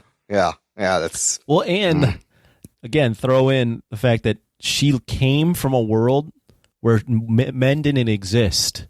So, although she found love, she was fucking fine without men. Yeah, true. She could be fucking fine without. She could like pine for him, and we could do that. But it doesn't need to be like this thing that's like a weight bearing thing on the rest of her life. Oh my god, I'm never going to find another man. In her apartment, right. Like her culture doesn't even interact with men. Yeah, she should be like, yeah, like this sucks. But I will get by. But like I will men. be fine because I've been raised to not fucking fall in love with men. Imagine you had like kind of like a lesbian thing with her and Kristen Wiig. That's what I thought. That's what I thought they were going for. Steve Trevor comes in and fucks it up. Yeah, you know, that would have been interesting. What happened to the female empowerment and that women can get things done and all that? That was all gone. I just can't believe that she wrote this. Yeah, that she wanted it. Like, it doesn't really do anything. It doesn't do anything about. I mean, in a way, I'm kind of pleasantly surprised by that. That it's not like this kind of like over the top feminist movie, but like at the same time, I didn't expect that from her, or how important Wonder Woman is. So I don't know. I think the underlining, like you can tell, we all have like some animosity in our. It's because it just felt empty. It felt like all these major cliches. And with it at being at Christmas time, I mean, it felt like that end Christmas scene was just plugged in there. Like, it felt like the fakest last 10 minutes of a movie, like where I was like, what is happening? What just happened to me watching this for the second time? It's not original. It's kind of predictable. Well, it's just like, I did have fun watching it, but at the same time, it's like, the minute you think about, like, this is a $200 million budget, yes, film that is, you have, this woman who's directing it, who basically like got rid of all of the people that worked on the previous film that she did that was successful. Yeah.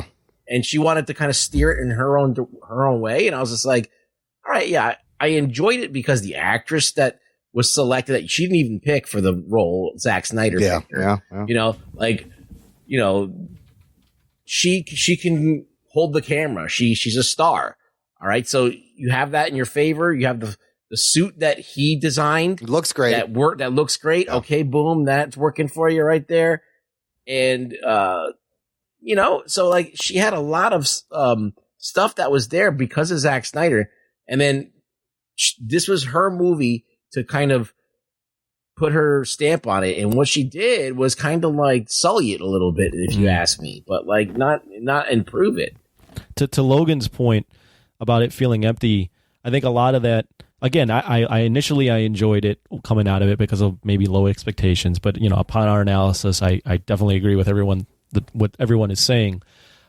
I think like part of the reason though I feel the way I feel about this movie is that first one, it does have flaws, but it felt so important, right? Like it was like Wonder Woman on the big screen, and not only did they like put Wonder Woman on the big screen, but they pulled it off. Like it felt like a movie event. Like, and they had that big scene where she does the no man's land. Like everything kind of hit in a way that went. This character is not only like cool, but this character is important. That's why this movie is disappointing.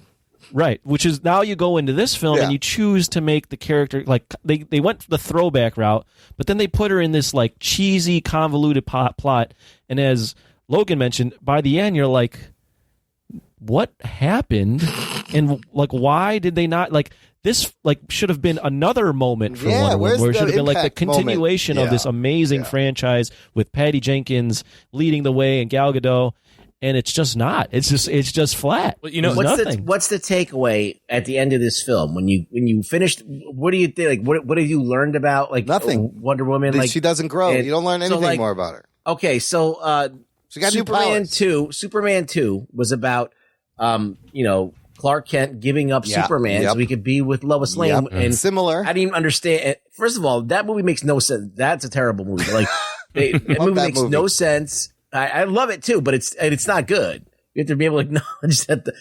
What's the reason that he can't? Why can't he be with Lois and still have powers? I don't know. Yeah, it doesn't make any sense. Is he going to poison her? They don't ever introduce any reason why. Kryptonian Actually, semen. to that no powers point, they tease that, right? Yeah. They go, well, you're losing your powers, like Wonder Woman. That's part of the reason she gets Steve Trevor is she's losing her powers. So I'm like, oh, they're going to go that route where she has to use like her ingenuity and like not just rely on her powers to defeat the enemies.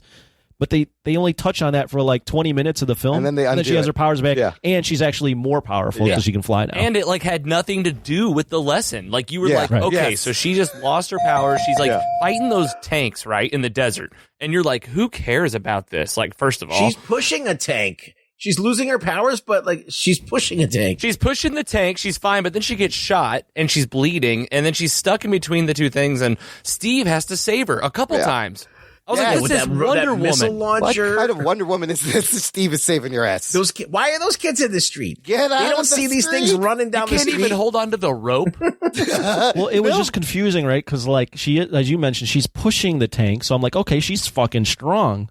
But then she gets hit with the bullet, and I'm going, oh, okay. Like I didn't even think she was losing her powers. I just went, was not oh, clear. like the bullet hit her skin. It didn't. She normally has to block the bullets with her gauntlets. I'm like, oh, she's bleeding. But whatever. Like okay, bullets affect her if they hit her skin.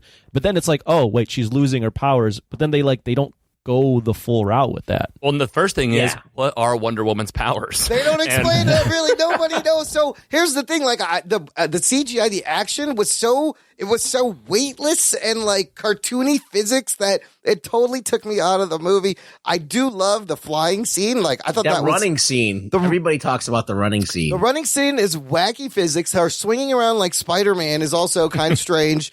But I loved the flying scene. That was a really nice moment, but nothing like No Man's Land. Like, why does she have to ride the lightning with her rope? That didn't make any sense either. What about when she grabs the plane from like a mile away? So that's what I wanted to talk about. These physics. There's also that missile. He launches the missile and she grabs it with the lasso. There's no way that missile's fucking that pulling. lasso is like 1,000 meters long. Yes. It's like it all of a sudden became Spider-Man's web. She couldn't even stop the bullet from before, and he's like, here, I'll shoot this missile toward those kids. And you grab it. No, and then if she lassoed that plane is coming right out of the sky. It's going down. You're not flying on the fucking plane. That's not how physics works, people. What are you doing? So nothing but questions. It's not even the physics. I don't want to because you can question the physics on everything. Yeah, you can't get bogged down. It just has to make sense. It has to make sense within the plot. Yeah, but here's the thing. You watch Iron Man, that's Iron Man. He's got boosters and rockets, and it makes sense how he fucking flies. How about when she's flying on the way to the last fight, the big fight, and she's like learning how to fly, and I'm like still confused about how that's working. And I'm like, can anyone fly? Yeah. Well, you just have to want it enough. Well, can I just say one thing right before I forget it? This is really important. Okay, so the Smithsonian in Washington D.C. Yes. Where this is all going down with the president's thing in Washington D.C. Yeah. Where she gives up her powers is in Washington D.C. Where she says, "I renounce my wish" or whatever is in Washington D.C. Then she flies into the air for 3 hours, then goes to her apartment, gets the suit. Yep, that's what I was going to say. The suit. Where was she going? Where was she flying? She was just going for a spin. Like, didn't make any sense. And I was like, why do you need the suit now? Yeah. You have your powers back. So you went to your apartment whenever like all this was going on. You had to go get it. You know, like women need to dress the part. They didn't let me get my outfit. They wanted to. I mean, they wanted to sell toys, and they wanted to make the third fight scene like the big where she's in a new like it's cool, like she's in a new suit. This is like she's leveling up. Yeah, but as you said, you didn't need the suit. Yeah, put her in before, and then she gets it back. You know, and then she gets rid of the wings. Yeah. It was strange. Well, she Very fucked the strange. wings Pops up. them off. How did Barbara know that she was going to be at the White House? How did Barbara know she was going to be anywhere? Like, the move would be when, like we said this about 10 times, when she didn't have her powers to use the suit. Yep. That would have been great. Mm-hmm. And then when she doesn't need it and she could fly without those wings, then you got a moment. But they don't have, for some reason, like the shit that you could see coming a mile away, they didn't do any of that stuff. There's a lot of really scary things when you factor in that Patty Jenkins wrote and directed this movie. You're like, oh my God, this doesn't say a lot of good things for the future. Star Wars of this thing. fans, look out here. Rogue Squadron is in her hands. Okay, let's talk about the post-credit scene, and then we'll just wrap it up and rank it. Linda Carter as Asteria. It's fun. Great nod to the 70s. They're setting up a Wonder Woman 3. I thought it was okay. It was fine. It doesn't really amount to anything. They could have teased like a future movie or something, but I guess that's the tease. What'd you guys think of that? I mean, it's just a good way to get her finally to be a part of the film.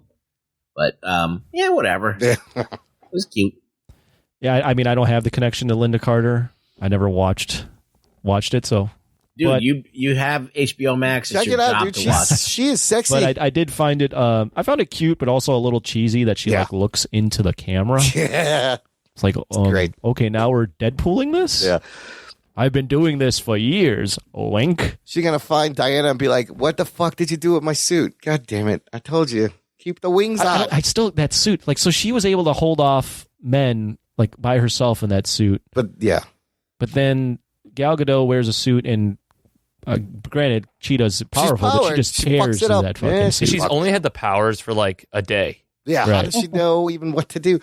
There was a lot of Spider-Man swinging. I don't know. So Not even that. They were like swinging nowhere. You were like, that thing's hooked up nowhere. Yes, where's the other end? It was kind of like the Bullseye Daredevil fight in the chapel. Oh yeah, they're just swinging on things for no reason. It's like, why do both of these characters swing? Why do they look like rubber right now? What is going on? Some of it was a little rubbery. I was surprised at how bad some of the CGI was. Well, you know how they know it was bad. Yeah. They made that scene in the complete dark. It was all in the muddy darkness we saw in the trailer, and I was like, that's really dark. I hope it's brighter. It's not. And they showed all the good shit in the fucking trailer.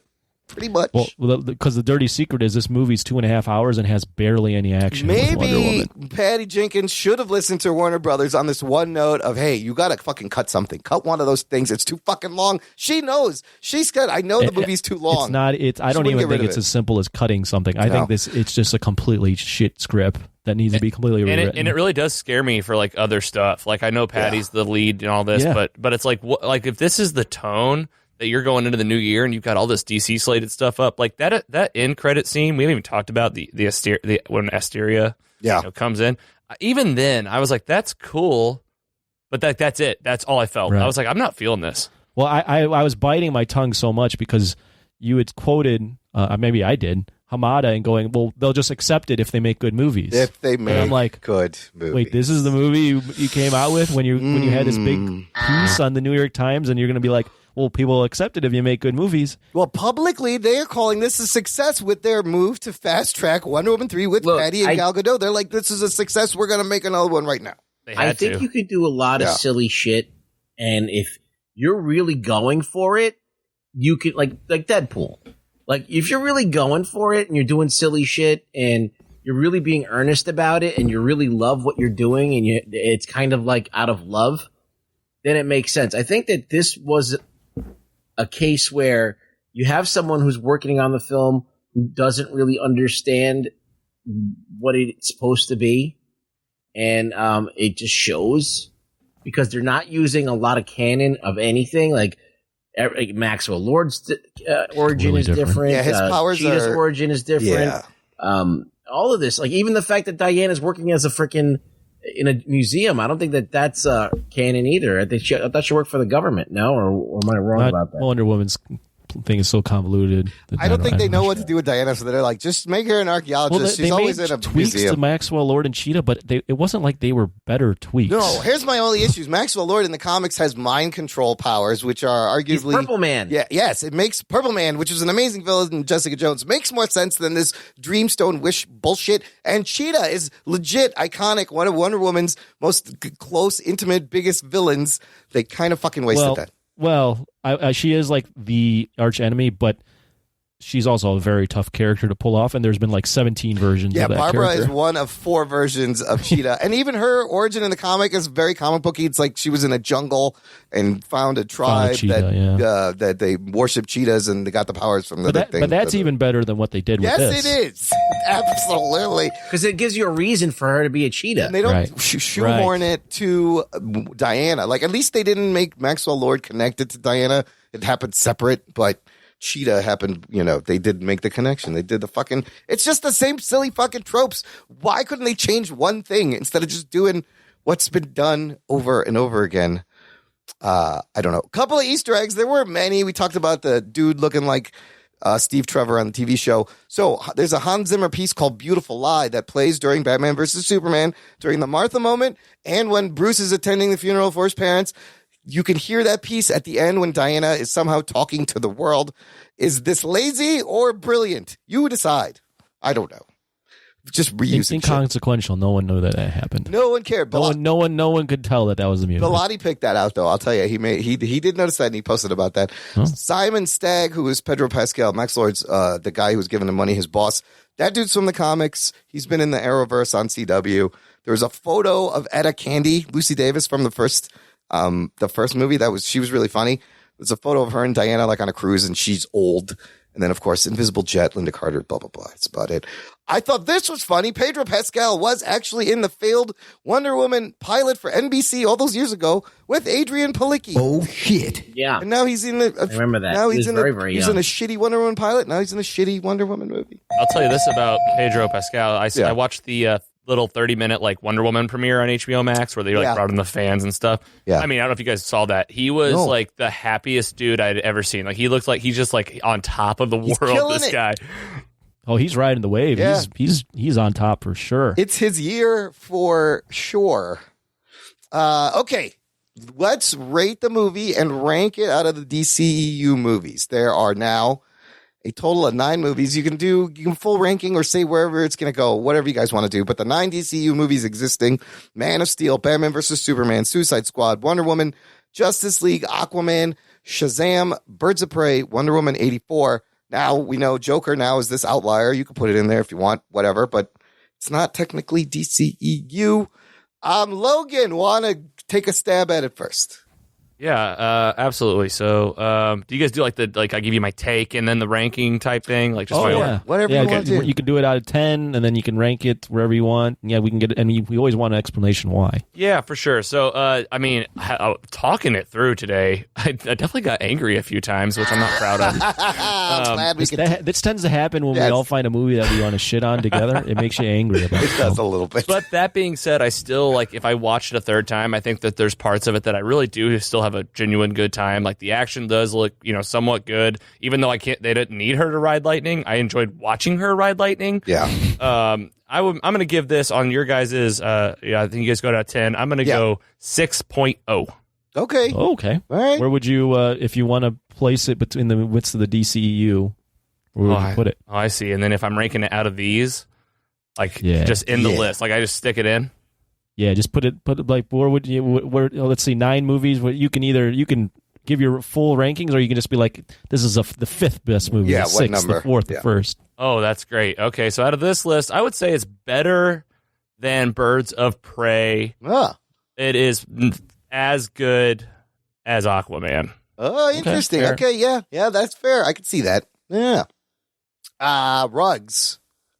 I'm gonna give it a 6 as well. Yeah. Because it's a movie. It is. It's a movie, and it's better than average. Yeah. Gal Gadot, Chris Pine, and everybody who's in this film, actually, they didn't sleep. They didn't come in and sleepwalk through this movie. They actually tried.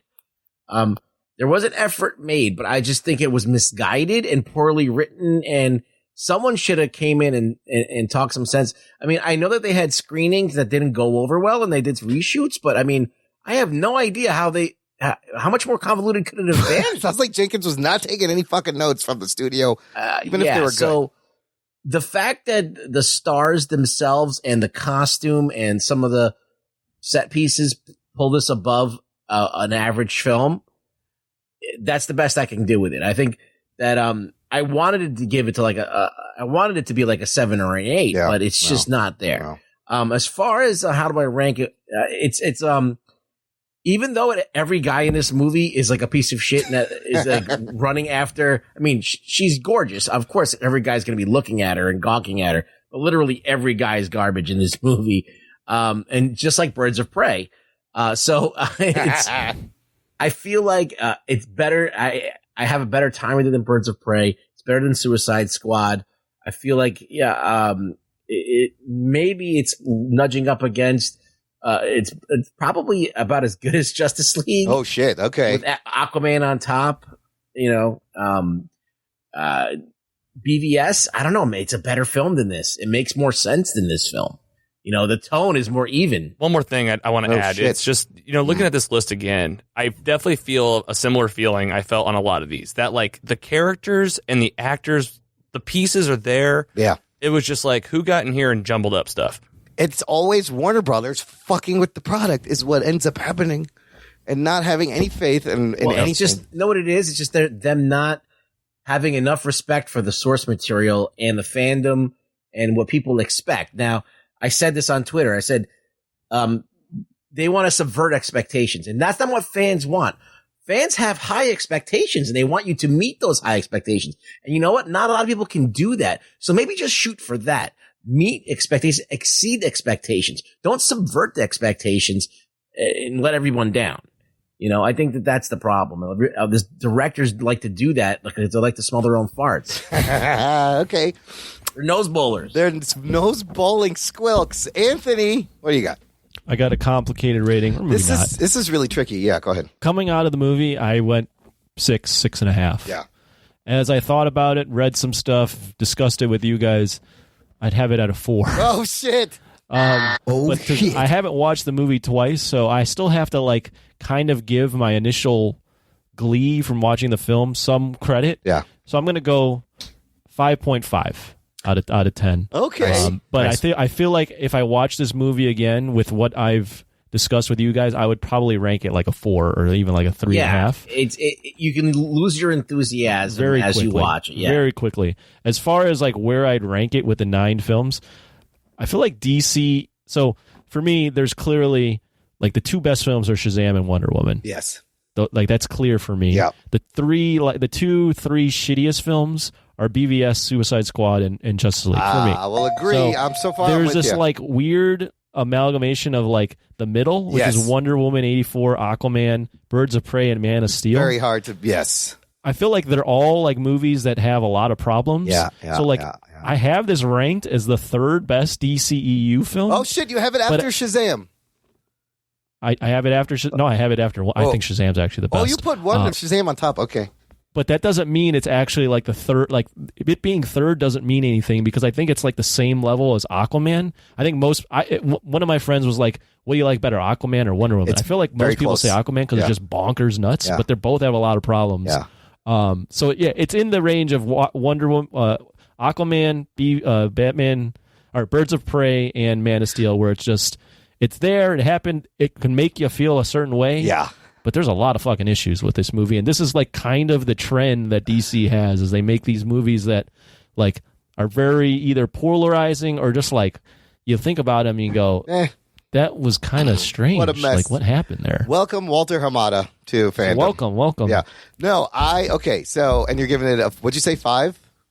5.5 out of 10. But that score goes down in my mind daily. So I had an opposite reaction. Like I said, the second time when I knew what I was getting into, I kind of was able to enjoy it as a fucking dumb, turn off your brain popcorn 80s kind of whatever. But I will give it a 6. I'm gonna give it a 6. But I let me get specific with the rankings because I did the same thing you did, Anthony. I'm gonna put Wonder Woman on top. Then I'm going to put Shazam. I really like Shazam. And there in Shazam is how you do fucking magic and heart and make it work.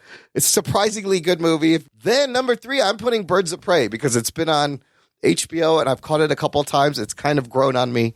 I kind of do enjoy it. It is the first R-rated movie. Then I will put Aquaman and then Wonder Woman 84. And I only put Aquaman on top because fucking, at least you had Black Manta and Ocean Master, and they just threw everything at that. You had a fucking octopus dudes drumming. riding seahorses and shit. Yeah. Riding seahorses and octopus playing drums. And they did throw everything at the wall. I thought it was a little more cohesive, successful than Wonder Woman 84, then Man of Steel, and then Justice League, BVS, Suicide Squad 2 at the end. It's hard, though.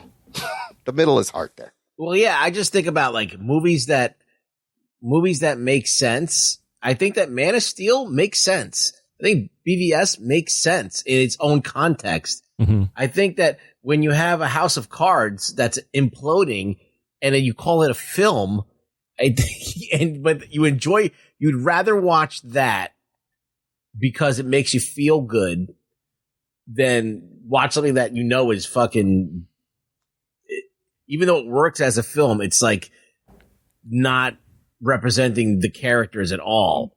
It's just kind of a hard decision to make. Hard to weigh because BVS and Man of Steel, as you mentioned, probably make sense within their own context. Right. But they're such like, they're like fork in the ground. Like, this is who we are. Right. Who fuck you if you don't like it. Like they're making that stand. Whereas Wonder Woman's like, just like me a little bit, please. I'm just trying to be cute over here. We're having fun. So you can't like it's hard to like hate the cute little puppy that like fucking eats everywhere, eats everything, and shits on everything. So whereas cute, like it's- Man of Steel and BVS is like that fucking like I don't know. You name a fucking animal that just like plops in and is like fuck all y'all, fuck you right now.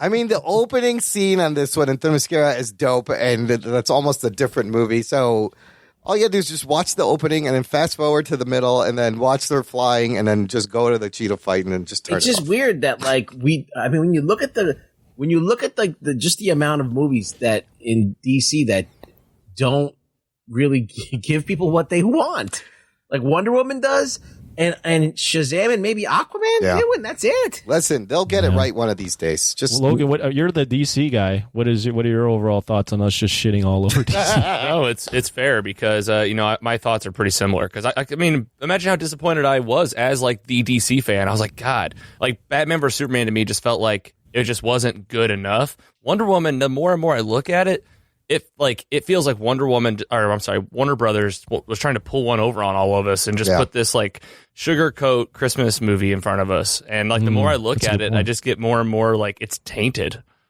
At least Batman vs Superman was like, we're gonna you might not like how the Superman is, but like they're gonna fight and like there's gonna be somewhat of a story here. And Wonder Woman's like, well, what am I watching? Like, what is this 1984 circus show? Oh shit! What does this say about their like direction? Like, what do you think about them moving forward? If this is, they put this out, I'm nervous, man. But the good thing is Phase 4 of the MCU kicks off on January 15th. So hell yeah!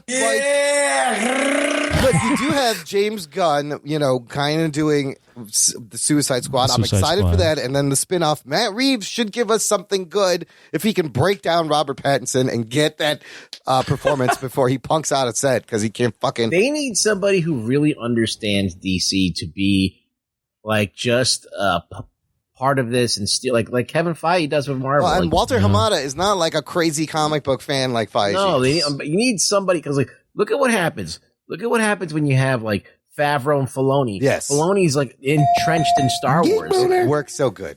Like they can steer the ship and make sure that it feels right. And even though they're bending the rules here, then they're bending lots of rules, but they're bending them in a way where like people can kind of like get on board. Like they fucked around with like a lot of the stuff that in the lore, but like okay, they're at least close.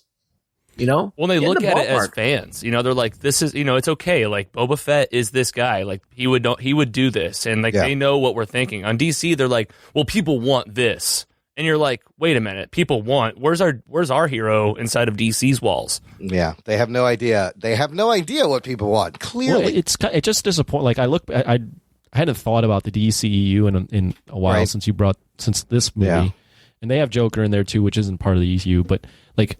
I was just thinking about Marvel the other day, and I was listening to this podcast where they're going back and rewatching all the Marvel films, and I'm like, oh, how fun would that be? Like to go back and rewatch these films, and then I look at this roster of films, don't want to watch and I go, any of these. I don't know if I'd have fun while rewatching these Shazam movies is like fun. the same way I would with Marvel. Yeah.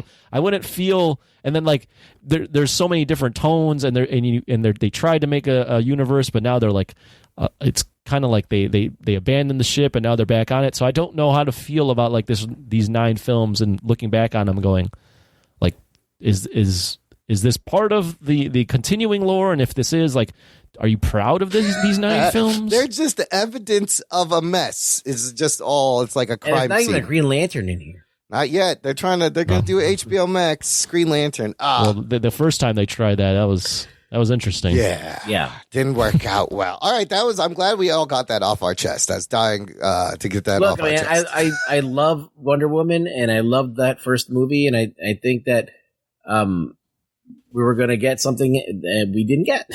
No, slightly disappointing. Okay, let's do some news from the nation. It's time for news from the nation. It's time for news from the nation.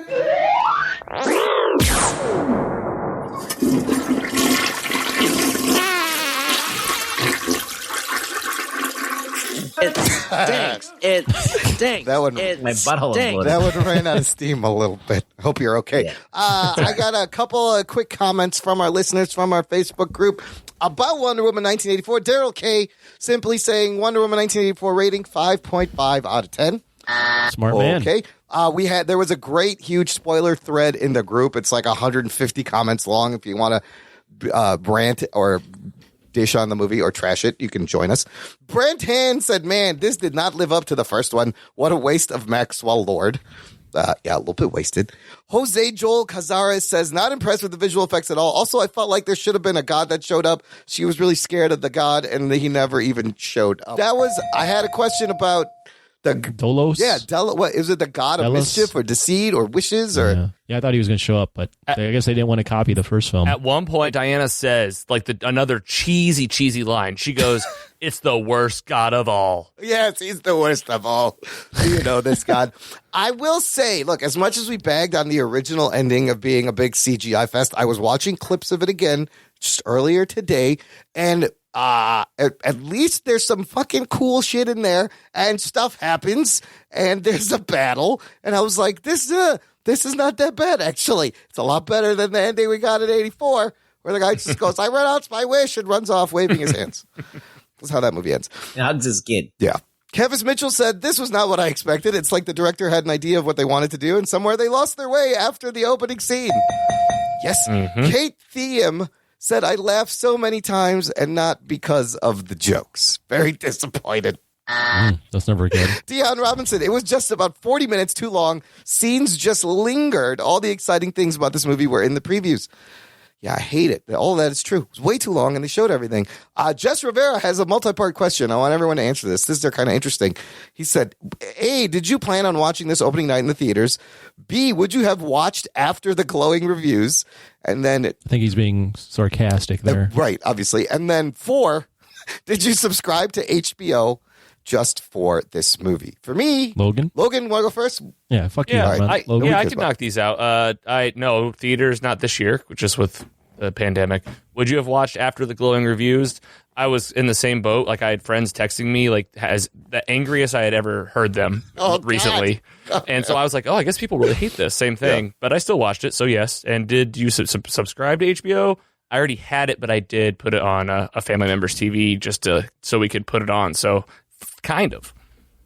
It's interesting to see how many people would adjust for that. Well, what about you guys? I mean, I would have watched it opening night if it came out, like in normal, normal time. Yes. Yeah. Yeah, I still would have watched it. Yeah, I still would have watched it. And I had HBO Max. We all had HBO Max. So I would have watched it after bad reviews. And yes, I always make up my own mind.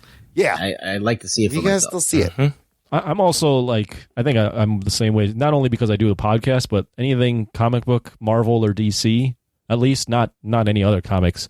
Even if, especially movies, not TV shows, but movies, I feel like I feel obligated, like, almost obligated to watch you know what? them. It kind of goes back, and not even obligated. Yeah. It's like I want to see it. I still want to see like these characters on screen.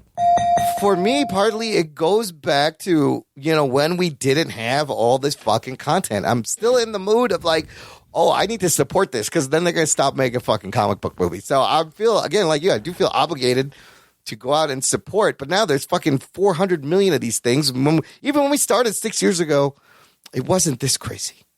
Jason Dutch says 6 out of 10. Love the Linda cameo. She is still hot. Geek boner. Lenny Romero, Lensations, checking in. He says, did anybody else find it odd that nukes were wished into existence, but Steve Trevor had to take over some random dude's body? That is a good question. Gerald Morris simply liked it. So somebody liked it. Halo and shrug emojis. Yeah, Halo emoji, shrug emoji. And then John Bellotti actually posted a very interesting link to an interesting article. And he said, I made an observation regarding Wonder Woman 84 that the standalone movie strategy doesn't work too well regarding the comic book movie genre. Marvel took a calculated risk, and that has worked in spades. This article was written in 2012 by Jeff Gomez, owner of Starlight Runner. His company packages together IP for Hollywood studios, and some of his biggest IP packages were Transformers, Pirates of the Caribbean, and now Ultraman. The article talks about the strengths of knowing your brand and weaving it together. The article is called 10 Commandments. Wait, the guy who did Transformers is talking about branding? No, he got the IP for Transformers. Okay, but he packages and then packages. Well, that's Michael Bay's fault. Okay. The article is called 10 Commandments of 21st Century Franchise Production. It's a lengthy article. We could almost do a whole show breaking it down, but I'll put a link in the show notes, listener. But it's easy if you look at these 10 Commandments and think about the DC movies. They're not really doing any of them. It just boils down to fucking know what you're talking about. Know the shit that you're doing. Like, don't just take a franchise on and just not be like engrossed in it and know everything about it and kind of understand the fandom. Know the source material. Yeah, that's that simple. Well, he's got a bunch of things about how to build a fan base and cultivate the trust and keep the story going. Logan, I don't know if you had a chance to peek at this article. I definitely recommend it. I thought it was very interesting.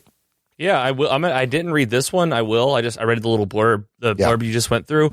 And I totally agree. I think the takeaway is if you're going to be one of these major media companies and you're going to take this on, you have to realize like one fundamental truth. You can't have your cake and eat it too. You can't make something that's for the fans, for the material, and then also make something that's for everybody that's going to get you the capital that you're trying to get. You got to have one or the other. That's what the Warner Brothers is trying to do with DC, and I don't know if they figured it out. It doesn't look like it. And I mean, they're going to try to run 2 franchises and 2 Batman. How about you just do one fucking thing good right now? What's kind of scary about what Hamada said is like Marvel and DC are essentially doing the same thing, right? Like they're releasing a ton of movies and TV shows on their streaming platforms, all connected. But Marvel has like a precedent of what they've built, and like they've did the strong foundation. So when they say that, you're like, oh, like there's going to be more, and I'm kind of confident that they might know what they're doing. With DC, like this is their latest offering, Wonder Woman 84. So I'm still like, wait, do they even know what they're doing? Like, do they even have a plan? Like, literally, Hamada's like, we're taking all these movies and we're looking at every movie and going, what spinoff can we come out of this? Dangerous. When you really should be making spinoffs based on the fan reaction to the movie you put out, right? You shouldn't have like, we have this spinoff and we have this spinoff ready to go. Well, what if no one likes that fucking character that you're going to make a spinoff about? Yeah, that I found a weird comment, and kind of saying that he's just throwing shit at the wall now. You're just literally throwing shit at the wall. I think sometimes you happen upon something and you know it's going to work. Like I remember, this is a really old reference, when they made the Hercules series and then they spun off the Xena Warrior Princess right off of it. Like they knew when they got Lucy Lawless, this tall chick that could ride a horse and fight people with swords. Like, dude, this is cooler than Hercules. I liked Xena better than Kevin Sorbo's Hercules. They knew that they had something, so they had to spin it off. But this, they don't even know what they have. No, they They have no idea. This Matt Reeves movie could be shit. But to be fair, WandaVision could be a flop too. I doubt it, but it could bomb. This is going to be interesting. Of course, it could bomb. But I'm just saying, there's what the foundation is. Yeah. Beneath that is it's a wildly different. Even though DC is trying to do the exact same thing, they're not the same company. They're not in the same position that Marvel's in right now. The worst Marvel movie, the worst MCU movie out of the 23, 24 films is Thor 2, The Dark World, which is still, and that's my opinion, that is still a good movie. It's not even a bad movie. Right. It's just the worst Marvel movie, and it's still competent and cohesive and not a mess. Anyways, Logan, thank you so much hanging out for us. I hope it was everything you dreamed of. We probably disappointed. You should walk away disappointed. He probably was walking away with a flaccid ass penis. Floppy John. Geek boner. Why don't you tell the listeners where they can find your podcast? You talked about what it's about. And then tell us again who inspired you to start the podcast. Yeah, I better repeat that part. No, Yes. first I'm going to say thank you for having me. This has been an absolute great time.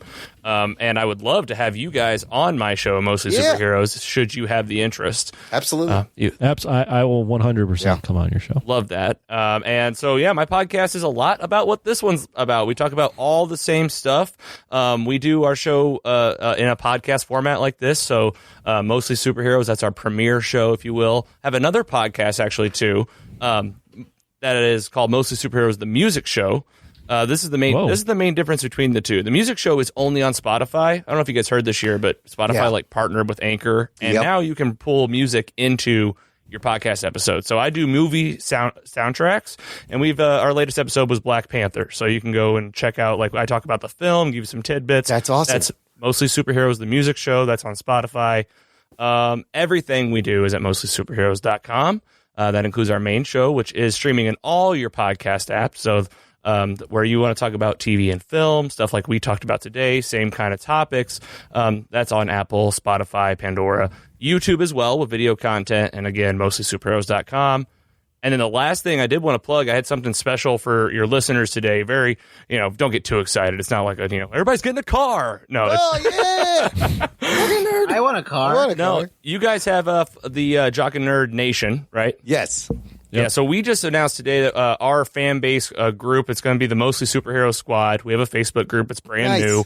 And to get this going, we have a new tab on our website called Squad. So if you go to mostlysuperheroes.com/squad, there's a piece of exclusive content in there right now, a 16-minute audio clip of me talking about Star Wars A New Hope. It's like 3 months ago. It's just me giving some raw reactions, talking through some of my favorite parts of the movie. Nice. And there's a password to get into that page. And I'm looking at it. I don't know this What's password. the password? So there's a hint that I put on my social media. I'll say it to you guys. You can guess it out loud right now for your listeners. Baby Yoda's real name. Oh, Grogu. Scrotum. George. No, that's not right. It's not letting me in. Grogu. So if you go to that page, mostlysuperheroes.com/squad, you put in Grogu. It's a pronoun, so use that capital G. You get in there and listen to that exclusive content. Perfect. Squad up. Grogu was under the scrotum. This is going to be great. This is great. I'm already on. Nice. There you go. It's that easy. That but no, easy. thanks Amazing. again. Squad up, That's our listeners. show, and I'm so happy I got to be on your show, guys. This has been super surreal and a lot of fun. No, man, we love having you. And I can't believe you've been listening for like 5 years. And, I'm happy to, again, support independent podcasters. Everyone subscribe to their show. Yeah, I mean, you wrote the kindest thing we had to have you on. Once I saw that, I was like, oh, this guy, we're doing it. We're Well, now getting that this we've guy on. done this, and as fun as it's been, like, I'm thinking, we're all right. We love crossovers. Like, let's do a crossover episode. Yeah. We can figure that out too. Absolutely, dude. Anytime you want to work in the future, we are down. I love making content. Ruggs, where can the listener find you online? You can find me on Twitter. Who'd you piss off this week? Anybody? No good stories? No, I've been trying. He's been trying. Nobody's No one's biting right now. All right. Wow. Follow him. Visit the show notes for this episode, listener, jockandnerd.com/362. I have links to all of Logan's things, everything we talked about, how to support, how to subscribe, how to get in touch. And the most important thing, tell a friend, spread the word, Jock and Nerd. Let's get everybody in this empire of stupidity. Thanks for listening to the Jock and Nerd podcast. My name is Imran. My name's Anthony. He's the Jock. He's the nerd. We'll peep you next time. I want your head up when I throw my fist in the air. Somebody touch my spaghetti! Get the fuck out! Fucking